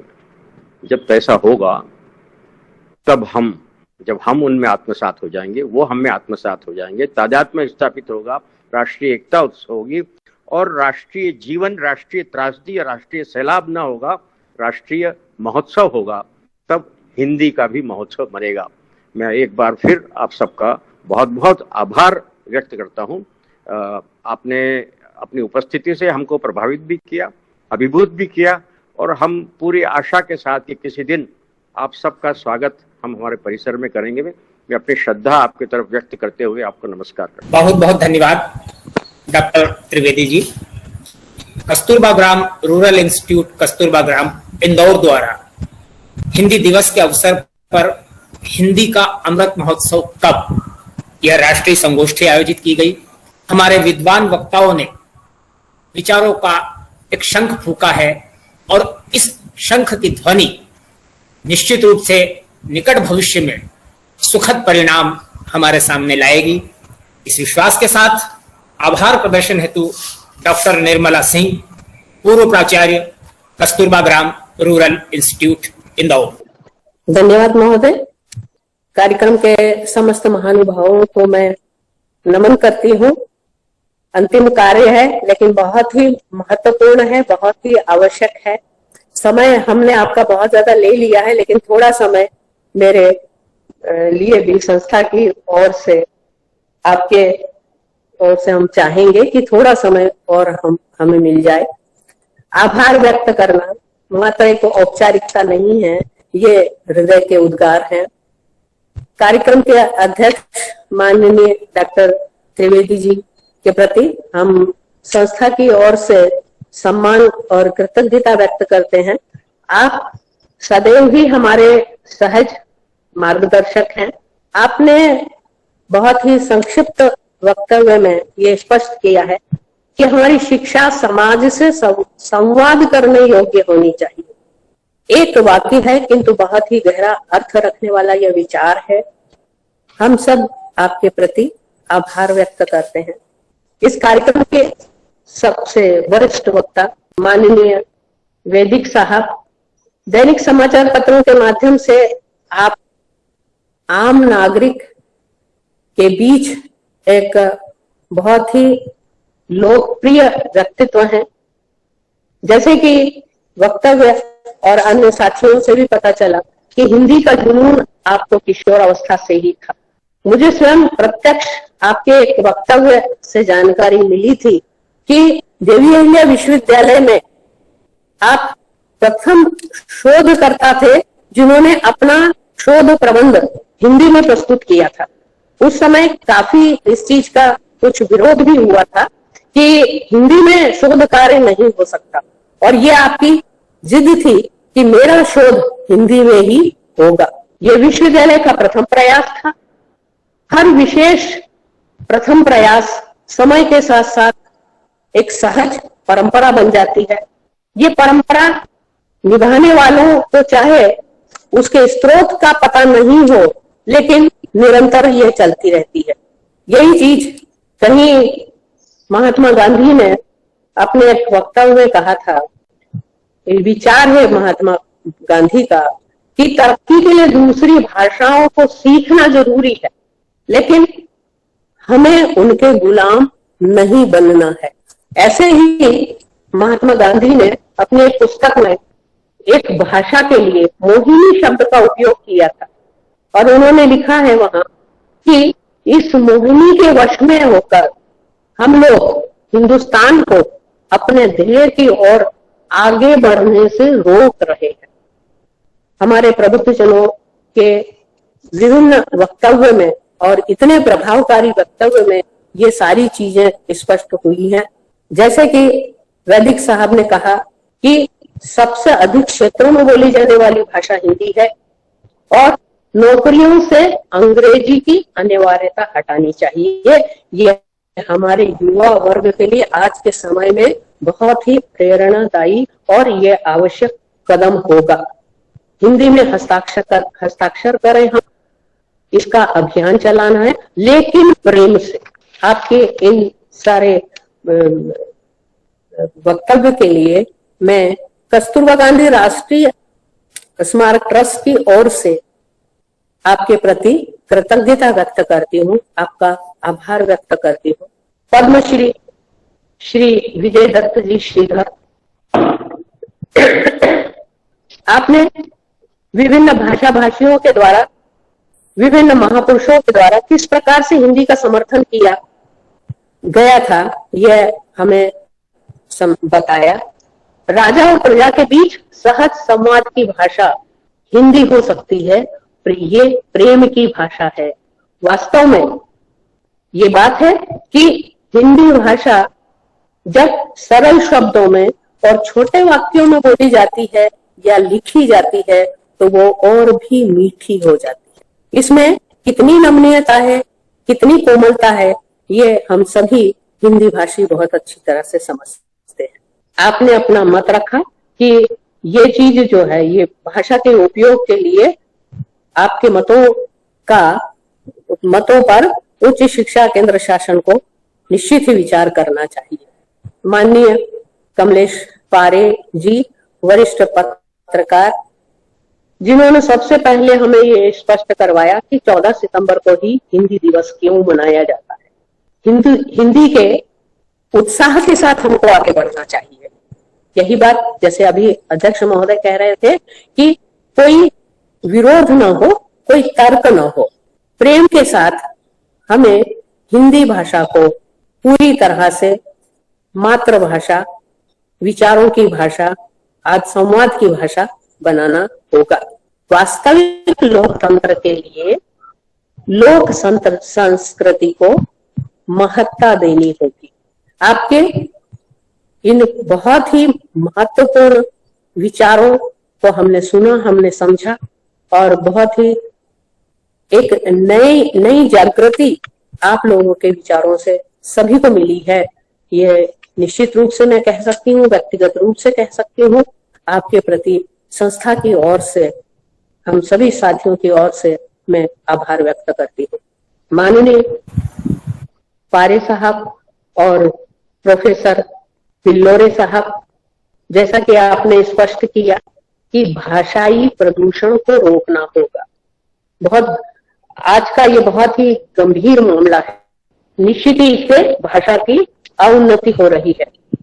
जब भी हम किसी युवा वर्ग के लिए, क्योंकि जात से तो हम शिक्षक हैं, ये सारी चीजें हमें बहुत खटकती है।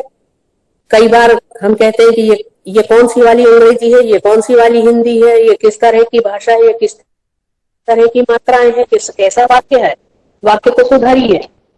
तो आज के जो बच्चे हैं उनकी तरफ से जवाब ये आता है, आजकल ऐसा ही चलता है, आजकल ऐसा चलने वाली परंपरा है, इसके ऊपर अवरोध होना चाहिए। यहाँ निश्चित ही जैसे प्रबुद्ध साथियों ने ये कहा है कि इस पे अगर हमने आज रोक न लगाई तो हमारी भाषा कितनी विकृत हो जाएगी, ये हम स्वयं भी नहीं सोच सकते, नहीं समझ सकते।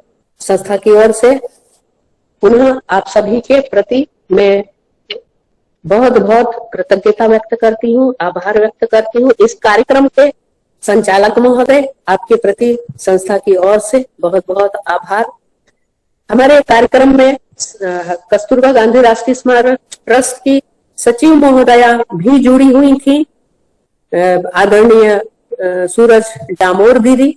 उनके प्रति मैं संस्था की ओर से बहुत बहुत कृतज्ञता व्यक्त करती हूँ। आप सभी हमारे मार्गदर्शक हैं और सदैव ही हमें बहुत ही धनात्मक कार्यों के लिए प्रेरित करते रहते हैं। संस्था की प्राचार्य महोदय के प्रति हम सभी साथियों की ओर से आभार व्यक्त करती हूँ मैं, और उन सभी साथियों के प्रति आभार व्यक्त करती हूँ जो कि संस्था के एक बहुत ही विशिष्ट कार्यक्रम से आज जुड़े हैं। आगे भी सभी का इसी प्रकार से सहयोग बना रहेगा। हमारे सभी समस्त जो माननीय आज के विशेष वक्ता रहे हैं, उनके आशीर्वाद इस संस्था को फिर से मिलेंगे, इसी उम्मीद के साथ पुनः सभी के प्रति संस्था की ओर से बहुत बहुत कृतज्ञता, आभार, धन्यवाद। बहुत बहुत धन्यवाद। सुधी व प्रबुद्ध श्रोताओं, कस्तूरबा ग्राम रूरल इंस्टीट्यूट कस्तूरबा ग्राम इंदौर द्वारा आयोजित हिंदी का अमृत महोत्सव कब इस राष्ट्रीय संगोष्ठी का हम समापन नहीं कर रहे हैं। माननीय अध्यक्ष महोदय व विद्वान वक्ताओं की अनुमति से अब इस राष्ट्रीय संगोष्ठी को आगामी संगोष्ठी तक के लिए स्थगित कर रहे हैं।